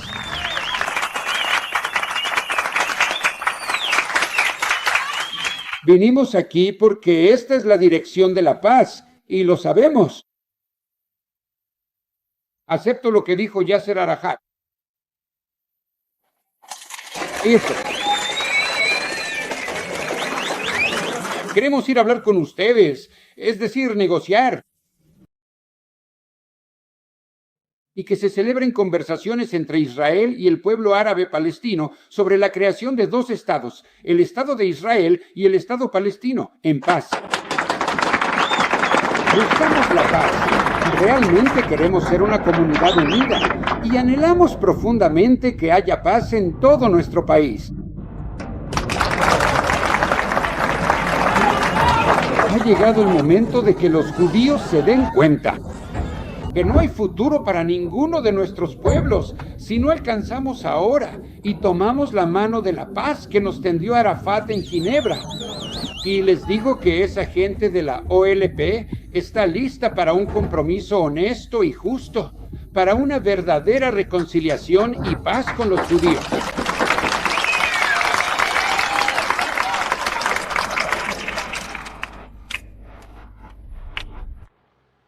Aquí la vieja historia empieza a tambalearse. Si los palestinos solo son una amenaza, ¿por qué los activistas israelíes por la paz se sientan con ellos? Si no hay con quién hablar, ¿por qué ya está ocurriendo la conversación? Si esto es solo desorden, ¿por qué sigue generando política? Ese es el problema de una historia construida para aplanar a la gente. La realidad sigue devolviéndole profundidad. Se integró en los medios, en el discurso político. Algunos de nosotros que trabajamos como educadores judíos hemos estado admitiendo, tal vez en los últimos 10 años, que es propaganda. Los israelíes no entienden lo que está pasando. ¿No conocen la ocupación? Empezamos a educarnos.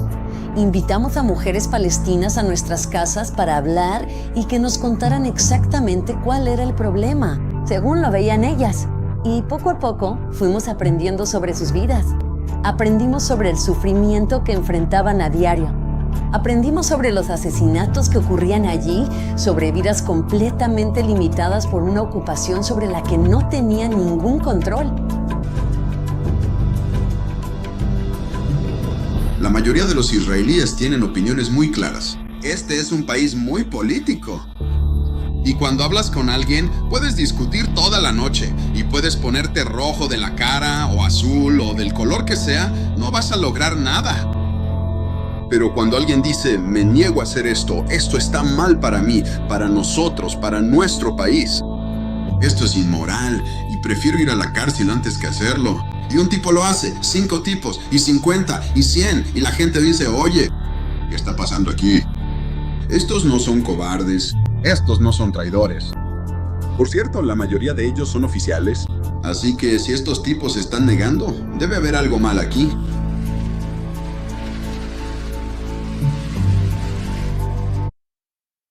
Luego viene la cuestión de la aplicación de la ley. No solo si hubo violencia, sino qué pasó después, quién fue investigado, quién fue acusado, quién fue excusado, quién fue tratado como peligroso y quién fue tratado como un caso complicado.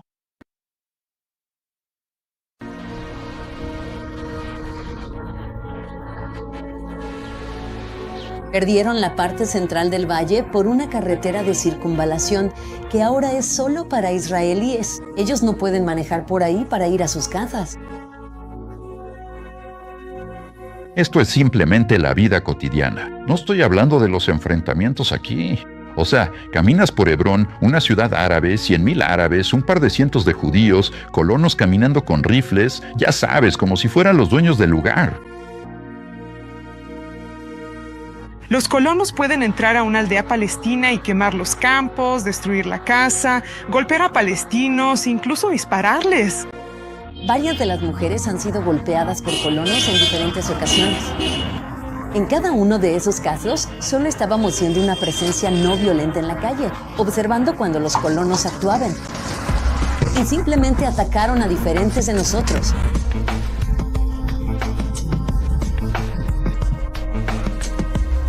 El gobierno israelí no está haciendo nada para intentar detener a los colonos de violar los derechos de los palestinos.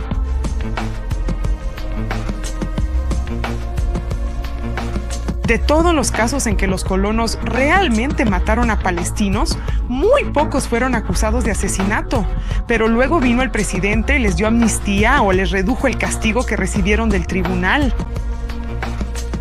En algunos casos cooperan con ellos, los protegen. Como en un caso, los colonos fue David.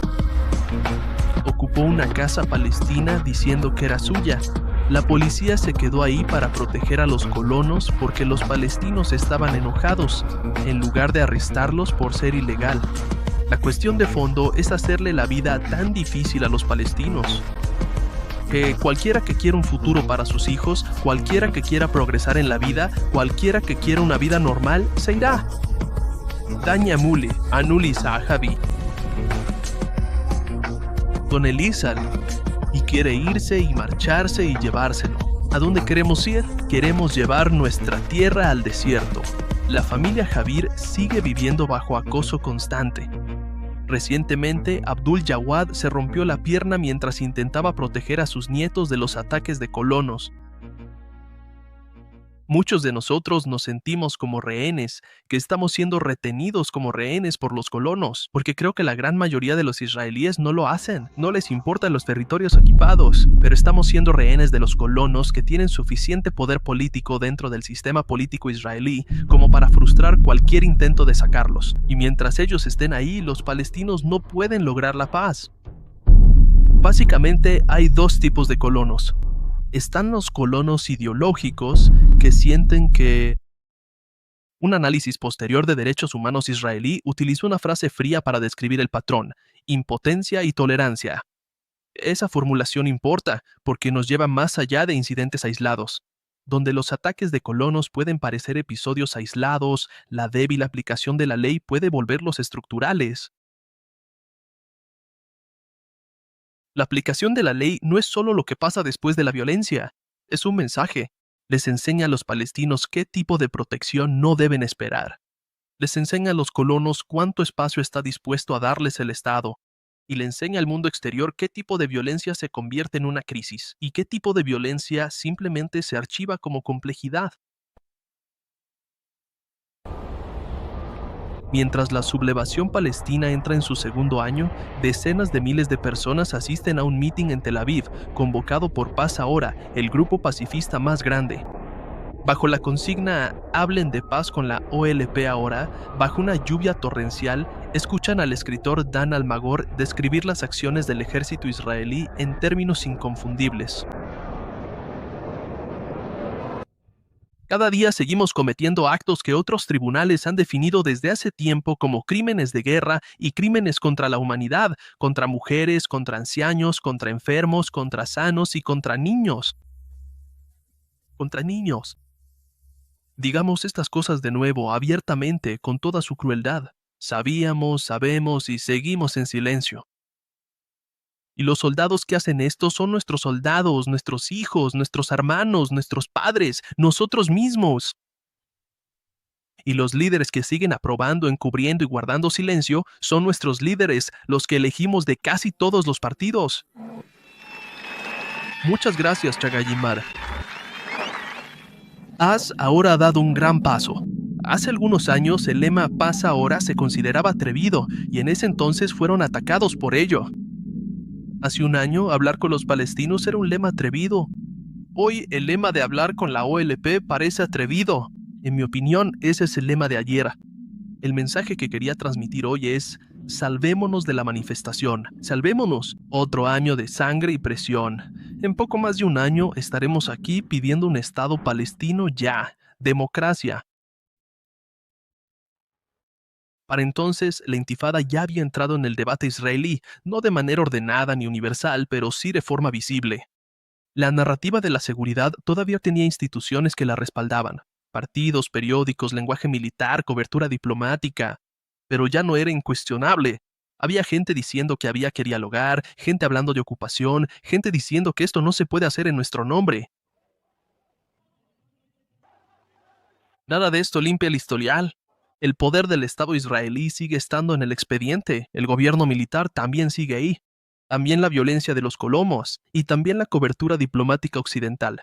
Y el sufrimiento palestino no se alivia con nada de esto. Haz algo más útil. Elimina la excusa de la cibera, porque si la gente podía ver la maquinaria, entonces la maquinaria no era invisible, era defendida, normalizada, negada y resistida. Y una vez que la narrativa de seguridad se resquebrajó lo suficiente, la visibilidad palestina entró en la arena diplomática.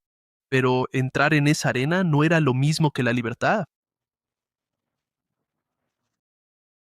Una vez que se rompió el relato de seguridad, la diplomacia tuvo que adaptarse, no porque el poder se hubiera vuelto generoso, sino porque el levantamiento hizo que fuera más difícil mantener a los palestinos fuera del debate público.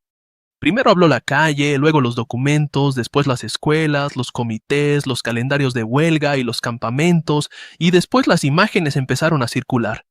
Luego el argumento llegó al debate israelí. Al final de ese primer año, el camino oficial ya no trataba con una población silenciosa, y estaba tratando con la gente que se había abierto paso a la fuerza en el archivo. El mapa diplomático empezó a moverse. Jordania rompió los lazos legales y administrativos con Cisjordania. La OLP se volvió más difícil de ignorar. Arafat avanzó aún más en el escenario internacional. La representación misma estaba siendo reorganizada. Pero sí, aquí es donde tenemos que mantenernos atentos. Un cambio diplomático puede ser real y aún así dejar el obstáculo en su lugar. Puede cambiar quién es escuchado en la mesa, mientras que el camino afuera sigue controlado por otra persona. La negación de la visa es uno de esos detalles que dice más de lo que parece a simple vista. Un líder palestino podía volverse relevante a nivel mundial y aún así serle negado el acceso al foro, así que el foro se movió. George Shultz ha sido uno de los secretarios de Estado más efectivos, capaces y respetados en mi memoria reciente. Pero no estoy de acuerdo con su decisión de negarle una visa al jefe de la OLP, Yasser Arafat, para hablar ante las Naciones Unidas. Arafat es una manzana podrida, pero la ONU, la Carta de la ONU fue creada para tratar con todos los actores en el escenario mundial, los buenos, los malos y los feos. La paz mundial simplemente no se puede lograr si solo nos comunicamos con los buenos. Este país fuerte, justo, libre y sin amenazas pudo haberle dado al bribón una visa por solo 12 horas, pero ahora temo, le hemos dado la oportunidad extraordinaria de ahora criticarnos sobre las mismas cosas que él necesita aprender mucho más, democracia y libertad.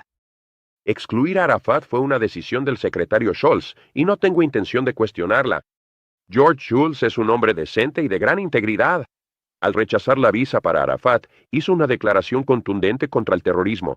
Todo el mundo entiende eso, incluso si la ONU está atrapada en el circo de propaganda de mudarse a Ginebra. Ya sea que la ONU, el debate se lleve a cabo en Nueva York o en Ginebra, el verdadero tema es el mismo.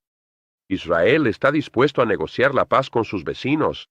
La pregunta fundamental es si la OLP está finalmente preparada para renunciar al terrorismo.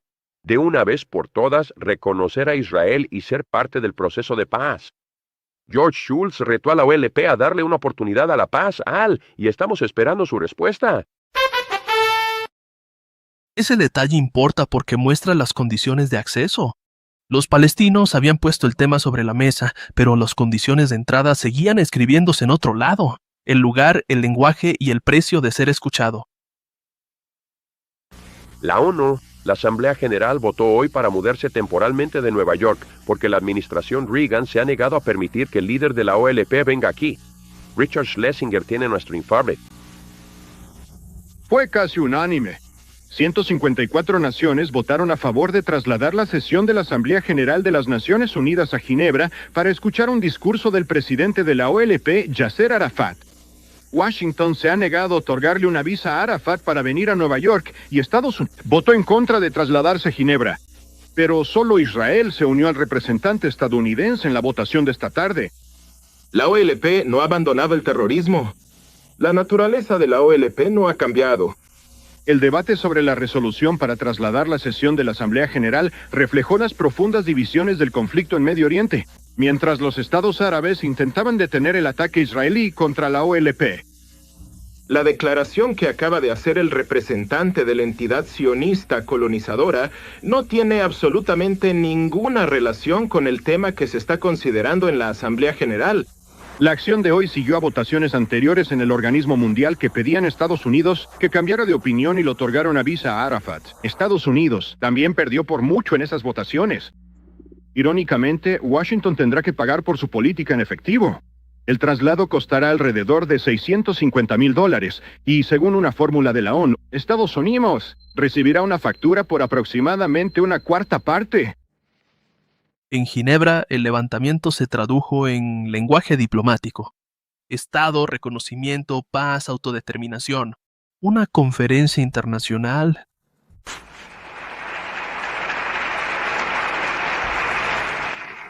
Aplausos sostenidos mientras Yasser Arafat entra al Salón de la Asamblea General de las Naciones Unidas en Ginebra.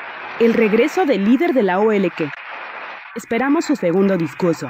El primero fue hace 14 años en Nueva York, y esta vez no llevaba como entonces ni una pistola vacía, ni una funda, ni una rama de olivo. Silencio en Desalor. La rama de olivo acrecía, se ha convertido en un árbol, explicará Yasser Arafat en unos momentos, mientras rinde un fuerte homenaje a la intifada, el levantamiento, cito, de las piedras pacíficas de la patria palestina.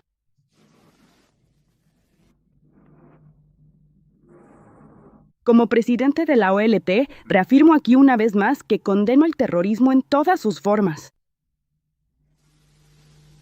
La declaración será repetida 2 veces, lenta y debidamente, registrada por los representantes de los Estados miembros de las Naciones Unidas. Frente a las sillas vacías de la delegación israelí, Yasser Arafat presentará entonces una nueva idea, el despliegue de fuerzas de paz de la ONU, fuerzas de paz en los territorios ocupados. Estos territorios, incluyendo Jerusalén árabe, serían puestos bajo la administración fiduciaria de las Naciones Unidas.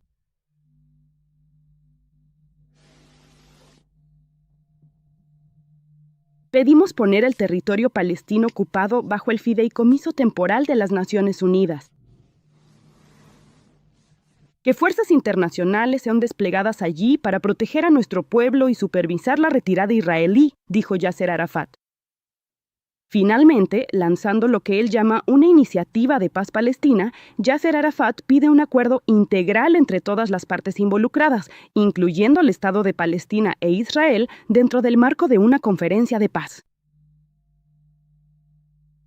Finalmente hizo un llamado. Vengan, busquemos la paz de los valientes, sin la arrogancia de las armas, cerró el líder de la OLP. Se dirigían los israelíes de todos los sectores políticos. Una palabra más sobre lo que Yasser Arafat no dijo. Esto es importante porque ayer Washington dejó las cosas claras. Estamos listos para entablar un diálogo con la OLP si la OLP acepta nuestras condiciones al 100%, dijo el Departamento de Estado. Y entre esas condiciones, un reconocimiento claro e inequívoco, cito, de Israel. Hoy Yasser Arafat sí habló del derecho de todos a vivir en paz, pero nunca esa palabra precisa, esa palabra clara, reconocimiento, salió de sus labios ante la Asamblea General. Esas palabras importaban. Le dieron forma oficial a una reivindicación que los palestinos venían haciendo en las calles, campamentos, aulas, mercados y prisiones. Pero el papel no mandaba en el terreno. Una declaración podía nombrar un estado. No podía abrir un puesto de control. No podía devolver a un refugiado a su hogar. No podía hacer desaparecer el régimen militar solo con una frase. El lenguaje avanzó.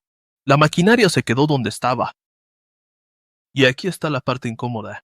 Un levantamiento popular había forzado la visibilidad, pero ahora esa visibilidad tenía que traducirse en una gramática aceptable para el poder.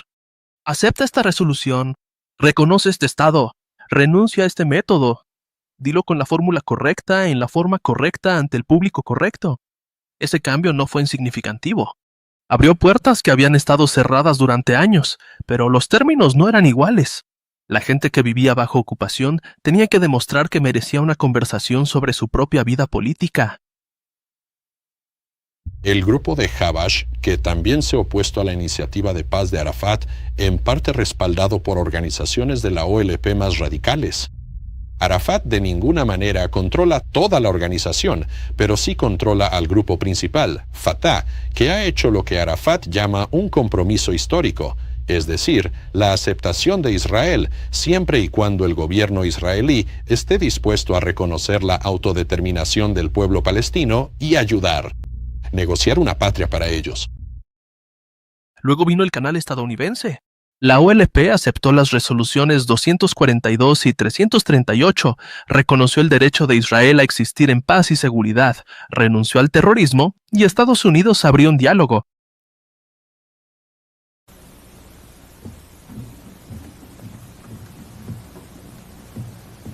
Hoy, la Organización para la Liberación de Palestina emitió un comunicado en el cual aceptó las resoluciones de la ONU, del Consejo de Seguridad.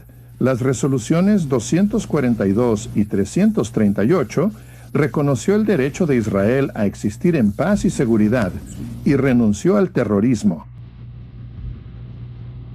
Como resultado, Estados Unidos está preparado para un diálogo sustantivo con representantes de la OLP. Estoy designando a nuestro embajador en Túnez como el único canal autorizado para ese diálogo. El objetivo de Estados Unidos sigue siendo, como siempre, una paz integral en Medio Oriente. En ese sentido, veo este desarrollo como un paso más hacia el inicio de negociaciones directas entre las partes, que son las únicas que pueden llevar a esa paz. Nada de esto debe interpretarse como una aceptación o reconocimiento por parte de Estados Unidos de un Estado palestino independiente. La posición de Estados Unidos es que el estatus de Cisjordania y Gaza no puede ser determinado por actos unilaterales de ninguna de las partes, sino solo a través de un proceso de negociaciones. Estados Unidos no reconoce la declaración de un Estado palestino independiente. También es importante enfatizar que el compromiso de Estados Unidos con la seguridad. Pero escuche el tamaño de la apertura. Lo que se abrió fue algo más estrecho, un canal de diálogo. La soberanía quedó fuera del acuerdo inmediato. La ocupación quedó fuera de las medidas de socorro inmediatas. El historial de la OLP, como dice el dicho, lo pasado, pasado está. No, cuando tengamos nuestro diálogo, pueden estar seguros de que el primer punto de la agenda será el tema del terrorismo. Y dejaremos claro que nuestra postura sobre la importancia de la renuncia al terrorismo es fundamental.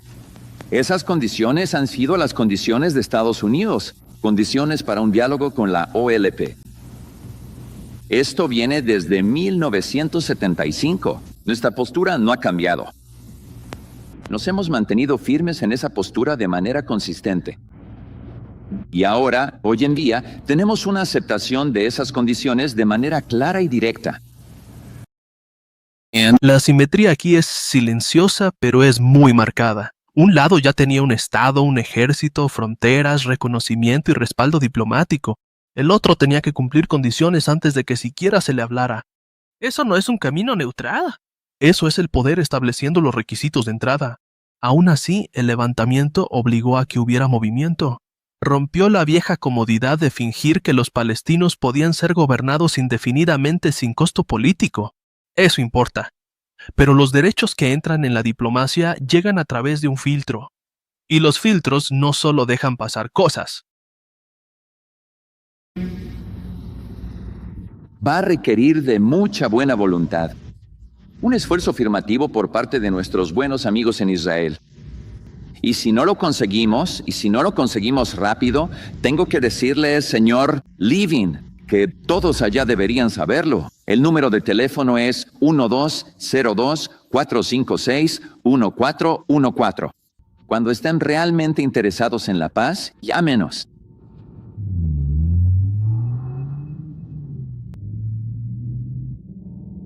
Voy a empezar el video ahora. Para cuando James Baker dijo su frase de «llámenos», el viejo guión también se estaba resquebrajando en Washington. Incluso el patrocinador del proceso sonaba cansado del estancamiento. Incluso la política israelí estaba siendo empujada hacia una salida. Y esto envía una señal poderosa a todos los que anhelan la paz. Venimos a Madrid con una misión de esperanza para comenzar a trabajar en un acuerdo justo, duradero y completo. Al conflicto en Medio Oriente, venimos aquí a buscar la paz para una parte del mundo, que en la larga memoria de la humanidad... Una apertura puede importar, pero también puede convertirse en un pasillo, y los pasillos son donde las preguntas urgentes aprenden a esperar. El progreso. Lo que imaginamos es un proceso de negociaciones directas que avanzan en dos vías. Una entre Israel y los estados árabes y la otra entre Israel y los palestinos. Las negociaciones se deben llevar a cabo sobre la base de las resoluciones de la ONU, del Consejo de Seguridad, las resoluciones 242 y 338. El verdadero trabajo no ocurrirá aquí en las sesiones plenarias, sino en negociaciones bilaterales directas. Esta conferencia no puede imponer un acuerdo a los participantes, ni vetar acuerdos, güey. Y, igual de importante, la conferencia solo puede ser convocada de nuevo con el consentimiento de cada participante. El progreso está en manos de las partes, quienes deben convivir. Madrid creó una nueva arquitectura diplomática. Conversaciones directas, vías bilaterales, vías multilaterales, referencias a resoluciones, mesas, banderas, cámaras, coreografía. Quiero decir algo sobre el papel de los Estados Unidos de América. Tuvimos un papel activo para hacer posible esta conferencia, y tanto el secretario de Estado, Jim Baker, como yo, tendremos un papel activo para ayudar a que el proceso tenga éxito. Con este fin, hemos entregado garantías por escrito a Israel, Siria, Jordania, Líbano y a los palestinos. Y en un espíritu de apertura y honestidad, informaremos brevemente a todas las partes sobre las garantías que hemos dado a las demás. Esto fue importante porque se había roto la antigua exclusión. Pero este episodio no puede terminar pretendiendo que una conferencia resolvió el caso. Madrid fue una arquitectura, no un rival. Las preguntas centrales seguían esperando del otro lado. ¿Quién controlaba la tierra? ¿Quién controlaba el movimiento? ¿Quién controlaba el regreso? ¿Quién controlaba las fronteras? ¿Quién controlaba el futuro? Si esas preguntas siguen postergándose, el proceso empieza a sonar menos como la llegada de la justicia y más como una demora. Aprender a vestirse bien. Así que el final no puede pertenecer solo a los líderes. La presión que movió la mesa no empezó ahí, comenzó en lugares que el poder había aprendido a tratar como manejables. Una cortina de tienda, un salón de clases prestado, un volante que pasaba cuidadosamente de mano en mano, un comité de mujeres manteniendo a las familias conectadas, un pueblo que no quería depender de otros, un campamento buscando organizarse bajo toque de queda. Esa era la fuerza que estaba debajo de la diplomacia. No era perfecto, no era sencillo, pero era real. Una sociedad bajo ocupación se había hecho visible. La primera intifada hizo que los palestinos fueran imposibles de ignorar, pero el mundo no reconoció la libertad simplemente. Procesó la visibilidad a través del lenguaje de la seguridad, a través de condiciones diplomáticas, a través de negociaciones moldeadas por estados más fuertes, a través de vías oficiales. A los palestinos todavía se les pedía que demostraran lo obvio, que un pueblo ocupado tenía derechos políticos. Ese es el aterrizaje incómodo. El levantamiento cambió lo que se podía ignorar. Incorporó a la historia la vida, el dolor, la disciplina y la imaginación política palestinas. Obligó a que la mesa se moviera. Ser visto no es lo mismo que tener poder. No se devuelve el reconocimiento, el proceso no es justicia. Fueron vistos, finalmente. Incluso entonces, la puerta seguía teniendo cerraduras. Al mundo se le mostró desorden, pero los registros revelan algo más profundo. Gobierno militar, permisos, cierres, toques de queda, un lenguaje que convirtió la vida civil en un problema de seguridad. La primera intifada no fue solo un disturbio. Fue una sociedad resistiendo contra una maquinaria construida durante más de 20 años. Y cuando esa maquinaria finalmente se hizo visible, el mundo aún intentó recortar el encuadre. Esto no empezó con una piedra y no terminó en 1993. Este episodio es solo una parte de un registro más extenso. Las fuentes de archivo están en la descripción, preservadas por personas que filmaron lo que el poder intentó enterrar. Si quieres el archivo, no la versión aprobada de la historia, suscríbete a Protean. Todavía queda mucho del registro por recuperar.